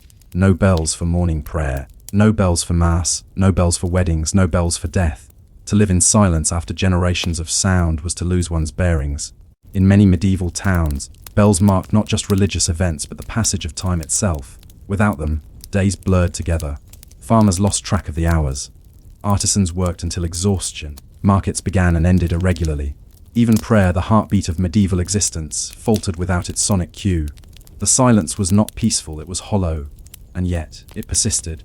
The bells that rang themselves as the months wore on, rumors spread of bells that tolled on their own. Faintly, at night, with no hands upon their ropes, people swore they heard the soft peal of unseen metal in the fog. In London, stories told of St. Bride's bell, that rang each time a new death occurred, even though the tower was locked. In German villages, mothers hushed children who claimed to hear angel bells calling from the hills. These stories comforted some, proof that the dead were remembered, but terrified others who saw them as omens of further loss. And so, even the imagined sound of bells became haunted. When silence became tradition, when the first plague wave passed, many towns cautiously resumed ringing. But not all. Some communities found that the silence had become part of their ritual. Bells were rung only once a year, on All Souls' Day, or at great distance from the churchyard to avoid disturbing the dead. In certain monasteries, monks took vows of partial silence, allowing only handbells or chimes to mark prayer times. And for decades afterward, the memory of the silent years lingered. Parents warned their children, never ring bells when pestilence stalks. Even centuries later, during outbreaks of later plagues, the first civic act was often to silence the towers once more. An empire of echoes, the bell, in medieval thought, connected heaven and earth. Its sound carried prayers upward, its vibration sanctified the air. But when the air itself became deadly, the connection broke.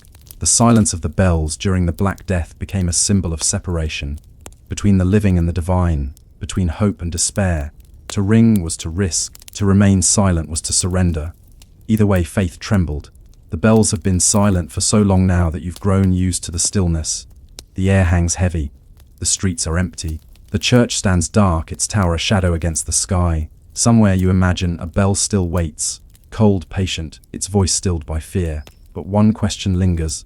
When the Black Death's first great wave finally loosened its grip on Europe, it left behind a world that no longer knew what it sounded like. The birds had returned, the fields had greened, the carts creaked once more, but the bells, those old voices of faith and habit, hung still. For a generation that had lived through death's constant toll, silence was both a wound and a shield. Yet silence, like any wound, does not heal by itself. Something had to fill it. And so, slowly, tentatively, Europe began to remember sound. The fragile music of handbells. In the decades following the Black Death, smaller bells began to reappear. Handbells, traveling bells, chimes and signals. They were humble things, no larger than a man's fist, cast not for grandeur but for intimacy. Monks carried them from cell to mark prayer hours without disturbing others. Hermits used them to signal when they needed food or water during self-imposed isolation. In villages still wary of tower bells, small processional bells were rung at a distance, held out before the body of the dead, muffled with cloth. It was, perhaps, Europe's first cautious whisper after the long silence. In place of thunderous bronze, there came a trembling chime. The invention of the carillon by the early 15th century, as life crept back into the cities, a new sound began to rise from the Low Countries, the carillon. In Flanders and the Netherlands, bell founders began to experiment with sets of tuned bells that could play melodies. Instead of one large bell tolling for the dead, dozens of smaller ones sang for the living. The earliest carillons were crude, often operated by hand levers or hammers, but by the mid-15th century, clockwork mechanisms allowed them to play automatically. Each note was clear, measured and deliberate, like a heartbeat in metal. The carillon turned fear into form. Where once a single bell had summoned dread, now a chorus announced the rhythm of life. From Bruges to Ghent to Mechelen, the music of bells became a civic language, a reminder that communities could exist again, that sound could unify rather than frighten. Bells as medicine, there was still fear, of course. The memory of plague lingered in the bones of Europe, but by the time the second wave struck in 1361, people had learned to treat sound differently. Instead of silence, they turned to music as medicine. Doctors and priests alike began recommending harmonious sounds to balance the humus and cleanse the air. In German towns, trumpeters were hired to play from towers to keep away pestilence. In Florence, pipers marched through the streets before dawn, their melodies meant to stir fresh air into the sleeping city. Even the bells found new purpose. They were no longer tolled endlessly in desperation, but rung in measured tones at dawn and dusk, to mark the rhythm of ordinary life, and to remind people that normalcy itself was healing. The noise that had once symbolized death was slowly reclaimed by the living. The craft of casting, the revival of bells, brought new attention to their creation. Bell founders who had nearly vanished during the plague years now found themselves in high demand. To cast a bell was both an art and a sacred act. Bronze was melted in deep pits lined with clay molds, shaped by hand, and inscribed with prayers before being poured. Each bell had its own tone, a personality forged by thickness, alloy, and size. Foundries like those of the de Woters family in Flanders, or the Hemeny brothers in the 17th century, would perfect this craft, but its rebirth began much earlier, in the 15th century's tentative reawakening. The inscriptions changed too. Before the plague, bells had often carried warnings, "I cry for the dead." Afterward, they bore gentler words, "I sing for the living." Timekeepers of recovery, the return of bells also coincided with a growing obsession time itself. In the years after the plague, mechanical clocks began appearing in towns across Europe. These clocks were often connected to bells, which struck the hours automatically. No longer dependent on priests or sextons to mark the day, time became mechanical, regular, predictable, human-controlled. The first great clock towers in cities like Strasbourg, Nuremberg, and Venice became symbols of order reborn. The bells no longer tolled for chaos or contagion, they rang for work, trade, and civic pride. It is no coincidence that the same society, which once silenced its bells to survive the plague, now used them to measure its recovery. The ringing of hours was, in a sense, the sound of civilization teaching itself to breathe again. Music in the monasteries, inside monasteries, the silence of the plague years had left deep scars. Entire orders had vanished, their chants forgotten. But in the aftermath, the survivors rediscovered music as a spiritual necessity. Gregorian chant was revived and codified with greater precision than ever before. The Benedictines, Cistercians, and Carthusians each embraced sound once more, but in controlled, harmonious form. Where once chaotic tolling had filled the air, now measured rhythm reigned. This was not the exuberance of pre-plague faith, it was quieter, humbler, born from memory. Even silence itself was reinterpreted, not as fear but as part of music, a rest between notes, a breathing space in which life continues.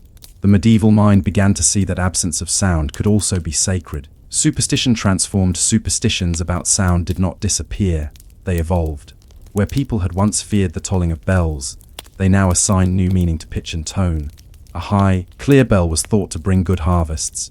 A deep, low one protected against storms. In Germany, storm bells were rung to break thunderclouds, an echo of the old belief that vibration purified air. In Spain, villagers developed a custom of muffling bells during Lent to symbolize Christ's silence, a ritual directly descended from the plague, error bans on ringing. In other words, the memory of silence became ritualized, folded into the rhythms of faith. Europe learned not to fear silence, but to control it. The bell as civic voice. By the 16th century, the church bell had become more than a religious instrument. It was the voice of the community itself. It signaled fires, meetings, and invasions. It proclaimed royal births and local markets. It marked the boundaries of daily life, a soundscape of belonging. In towns rebuilt after plague, bells were often the first thing restored.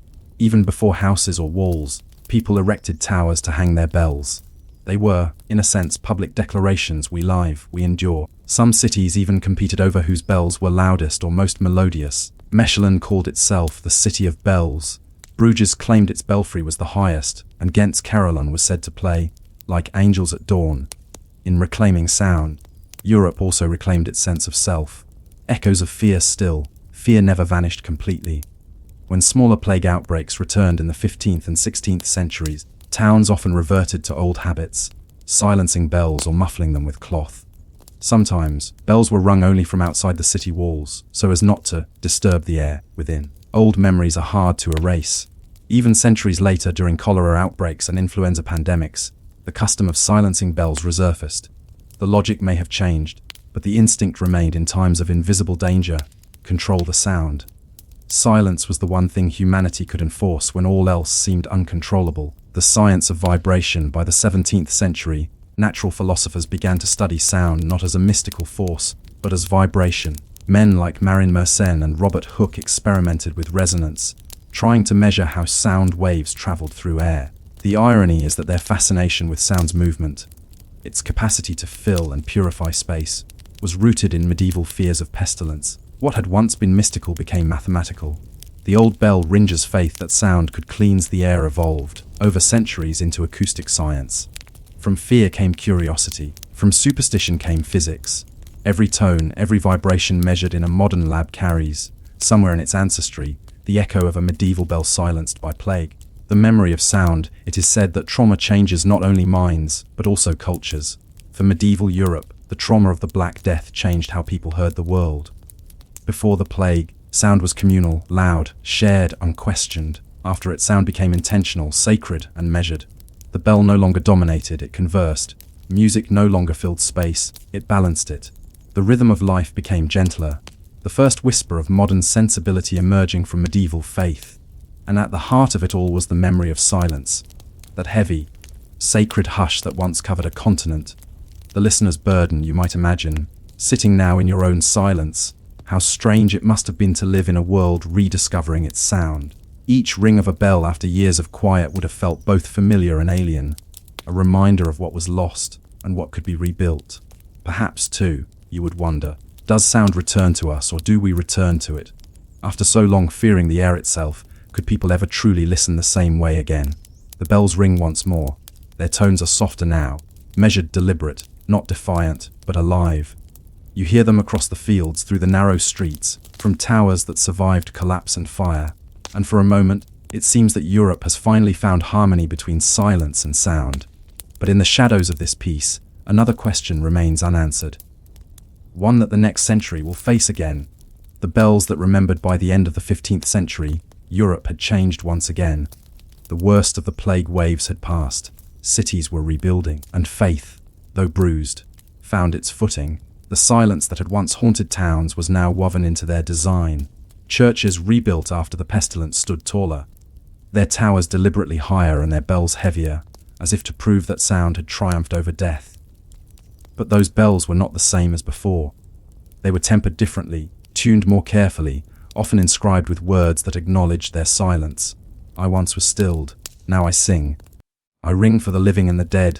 Through silence, I learned to sound. Every bell cast in those years carried the ghost of the plague in its metal. And with every toll, it reminded listeners of the time when sound itself had been feared. Architecture of sound, you can see it even now, in the structure of Europe's late medieval cities. A strange awareness of sound written into stone. Bell towers grew not only higher but also more isolated. Their windows were wider, designed to project sound across valleys and rivers. Builders learned to calculate the angles of resonance. Masons spoke of air pathways and breathing walls. In Venice, architects adjusted the spacing between towers so that the bell's tones would not clash. In bridges, engineers measured how bronze vibrations traveled through canals. The science of acoustics was centuries away, but instinctively, the builders knew sound must be controlled, respected, never allowed to overwhelm. It was as though the cities themselves had learned to listen. The quiet between the bells, with the return of regular bell ringing came something subtler, an appreciation of quiet. Monastic writers of the 15th century began to speak of holy silence, not the silence of terror that once blanketed the plague years, but a silence chosen deliberately as balance. The Carthusians, in particular, developed intricate rules for alternating between sound and stillness. A single small bell would call the brothers to prayer, then the monastery would fall completely silent for hours. This rhythm, the dialogue between noise and quiet, was a direct inheritance from plague time. The monks had learned that too much sound could unravel the mind, too much silence could break the soul. Between them lay harmony. And from that philosophy, Europe's sense of sacred sound, its music, its architecture, even its art, would evolve. The bell as art in the centuries that followed, bell making itself became an art form. No longer just instruments of time or warning, bells became sculptural and symbolic, their curves perfected, their inscriptions poetic. In Nuremberg, artisans decorated bells with angels and vines. In Venice, some bore the likeness of saints who had protected the city during plague years. Each casting was accompanied by ceremony. The molten bronze was blessed. Musicians played as the molds were broken. And when the new bell was lifted into its tower, it was greeted with hymns, as though welcoming a long-lost voice back into the world. To hear that first toll after years of absence was to feel time reawaken.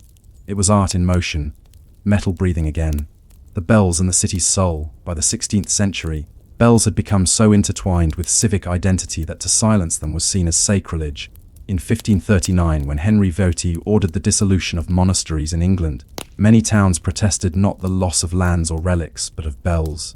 In one record from Lincolnshire, townsfolk wrote, "The taking of our bells hath robbed us of our heart. For how shall we know we live when no sound declares it?" They remembered, perhaps unconsciously, the plague years when silence had been a sign of death. To lose the bell again was to relive that fear. Thus, the struggle over bells became not just a matter of faith but of existence. The people's attachment to sound, to the bronze voice of their town, was the memory of survival itself. Echoes in Reformation and war. When the Protestant Reformation swept Europe in the 16th century, one of its most controversial acts was the removal of bells. Reformers saw them as symbols of superstition. Many were melted down for cannon or coin. In city after city, silence returned, not by plague this time, but by policy. For older generations who remembered the shadow of pestilence, it must have felt uncanny. The towers stood mute again. The familiar daily rhythm vanished. Some chroniclers even described the absence of bells as a sickness.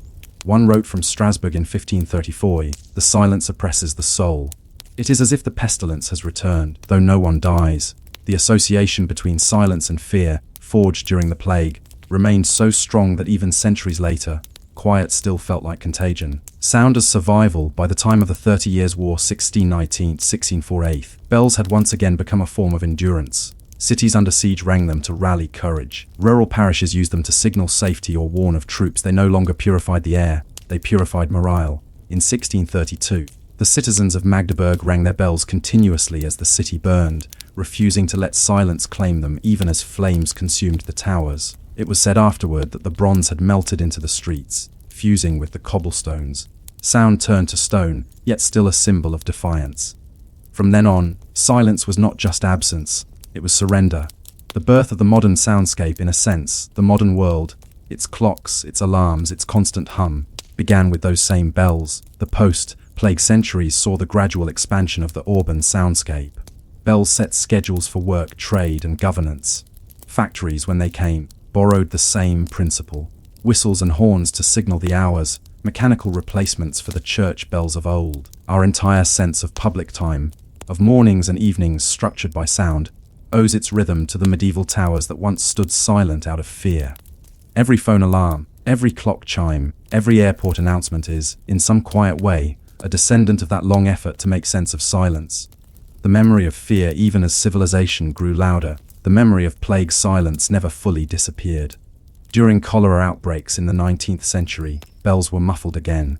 During both world wars, in cities under blackout, towers were ordered silent to avoid drawing bombers, and people described the quiet as unnatural, haunting, like a sickness.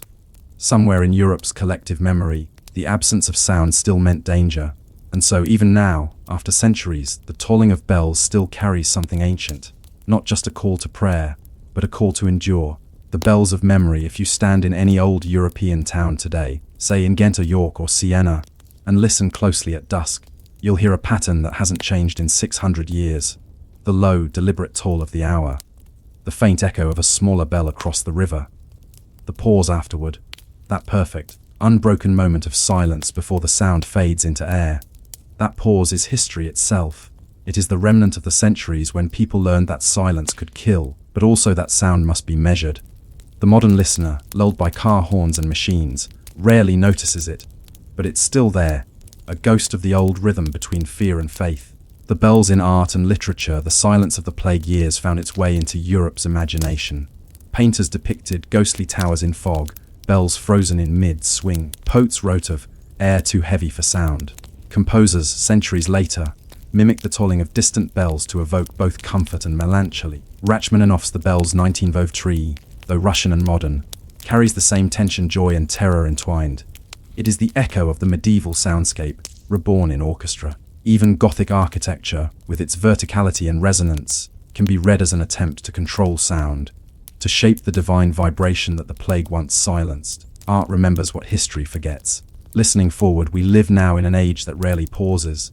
Sound surrounds us, mechanical, electric, endless. But there is still something profoundly human in that ancient pattern of ringing and rest. Each time a bell tolls across a European town, it carries more than the hour. It carries the memory of survival. It says, in metal and vibration, we once feared this sound, but we learned to live with it again. And each moment of quiet between the chimes is a reminder of the centuries when quiet itself was unbearable. The final toll, imagine now, that same small village where our story began, the one with the leaning tower and the long, silent bell. It is spring. The plague is long gone. The children play in the square. An old man climbs the tower steps with a lantern and a prayer. He grips the rope and pulls once. The sound that emerges is rough, cracked, imperfect, but real. It rolls through the valley like a voice rediscovered. People stop what they're doing. They listen. Some weep, some smile. It is not just the sound of a bell. It is the sound of being alive. And when the final echo fades, there is silence again. But no longer the silence of fear. It is the silence of peace. Reflection, the story of the silent bells is not really about bells at all. It is about how humans endure what they cannot control. How we turn fear into ritual, absence into rhythm, and silence into meaning. The plague silenced Europe, but in doing so, it taught people to listen, to notice sound, to measure it, to use it with care. Every chime that follows, from the carillons of Bruges to the clock towers of London, is a quiet testament to that lesson. Even in silence, something remains, and when the bell finally rings again, it carries the whole history of fear, faith, and survival in its single, trembling note. The Pilgrim's Path in the 12th and 13th centuries, Europe was a continent on foot. The seas were dangerous, horses expensive, and carts slow, but feet were free. From the Irish coast to the sands of Jerusalem, from the forests of Germany to the dusty plains of Castile, millions of ordinary people took to the roads each year in search of salvation, healing, or forgiveness. They were called peregrini, wanderers for God. Some walked for months, others for years. They crossed borders, languages, and climates, and in doing so, they stitched together the first real network of Europe. Not through kings or armies, but through tired, blistered travelers with more hope than comfort. But for every holy relic kissed and every indulgence earned, there were fleas, bedbugs, and the slow, inescapable ache of the road. The idea of pilgrimage, to understand the medieval pilgrim, you must imagine a world in which every misfortune had a spiritual explanation. A failed harvest meant sin. A broken leg meant divine correction. Even the plague could be seen as a test of faith, not chance. In that world, to walk toward holiness was to walk toward meaning. Pilgrimage was not travel for leisure or curiosity. It was a transaction with heaven, effort exchanged for grace. You sinned, you walked. You grieved, you walked. You hoped to be healed, you walked. Sometimes priests assigned pilgrimage as penance. A murderer might be told to crawl to Rome. A thief might be ordered to walk barefoot to Santiago de Compostela. But most pilgrims went voluntarily. They believed that by suffering on the road, they would purify the soul, and perhaps find miracles along the way. The geography of faith. By the year 1200, Europe's great pilgrimage routes were as well known as trade roads. There was the Camino de Santiago in Spain, ending at the shrine of St. James, the Via Francigena leading from Canterbury to Rome, and of course the road to Jerusalem, the most perilous of all, where faith met heat, thirst, and often death. Smaller roads connected to these arteries, local shrines, saints' relics, and holy wells. A village might boast a single bone, a drop of oil, or a splinter of the true cross.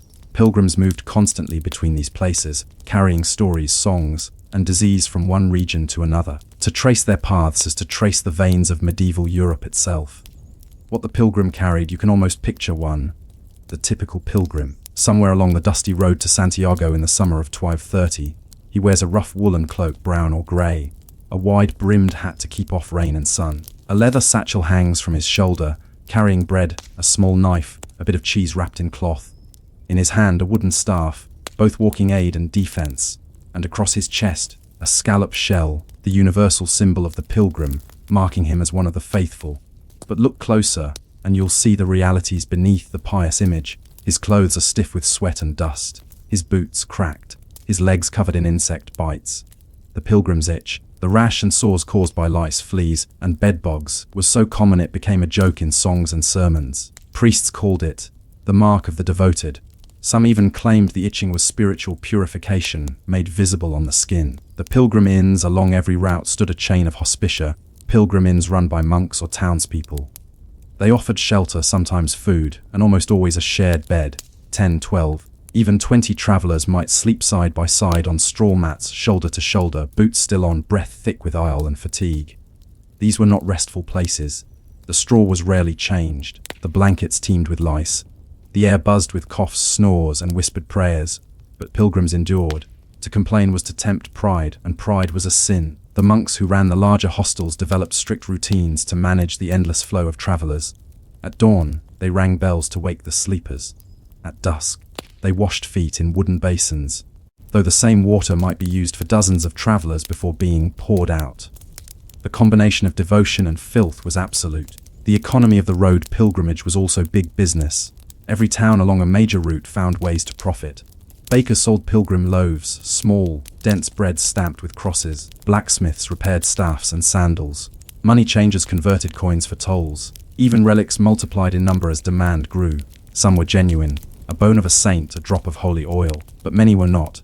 In 1260, a French chronicler wrote of one village boasting 3 heads of John the Baptist, each claimed authentic by local priests. Pilgrims rarely questioned it. They were wary, hopeful, and half believed that faith itself made the relic real. If a piece of wood helped a lame man walk again, who was to argue? Walking as prayer, every step had meaning. Some pilgrims counted prayers with each footfall. Others sang psalms in rhythm with the road. The repetitive motion, left, right, became a kind of living rosary. For weeks, sometimes months, they spoke little. Silence became its own form of devotion. The road humbled everyone equally, nobles, peasants, monks, widows. All slept on straw. All ate the same stale bread. All risked thieves, hunger, and illness. It was said that on the road, even kings learned what it meant to crawl. Dangers of the road, the medieval world was not kind to travelers. Bandits roamed the woods between towns. Wolves followed the smell of food or blood. Rivers swelled suddenly, drowning those who tried to cross. Many pilgrims never reached their destination. Those who did sometimes arrived broken, limping, starving, covered in sores, and yet they called it grace. One English pilgrim wrote in his diary, "The Lord hath tested my bones, and I have found him at the bottom of my blister." A faith and discomfort walked hand in hand. The spread of disease, but pilgrimage carried more than prayers. Each pilgrim was also a vessel of disease. Lice travelled in cloaks, fleas in blankets, and coughs in the crowded dormitories of hostels. One sick pilgrim could infect an entire caravan within days. When the Black Death began in the 14th century, some of its earliest European clusters were found along pilgrimage routes. In fact, many historians now believe that the constant movement of penitents and pilgrims, not merchants, helped the plague travel inland so quickly. It was an unintentional act of devotion, spreading death while seeking salvation. The pilgrim's mind still for the pilgrim, the discomfort was proof of sincerity. Pain was prayer made visible. Itching, hunger, thirst, all became symbols of the soul's purification. Some even sought out suffering deliberately. They wore hair shirts under their tunics, walked barefoot, or carried stones in their boots to feel Christ's burden more deeply. There were tales of pilgrims who, upon reaching their holy destination, wept not from joy, but from sorrow, for the journey, with all its hardship, had been their truest communion. Once it ended, they feared they might never feel so close to God again. The relics and the rewards arriving at a shrine was both relief and ritual. At Santiago, pilgrims queued to touch the silver reliquary of St. James. At Canterbury, they knelt before the jeweled tomb of Thomas Becket. In Rome, they climbed the holy stairs on their knees, kissing each step. For their effort, they received a pilgrim badge, a small metal token proving they had completed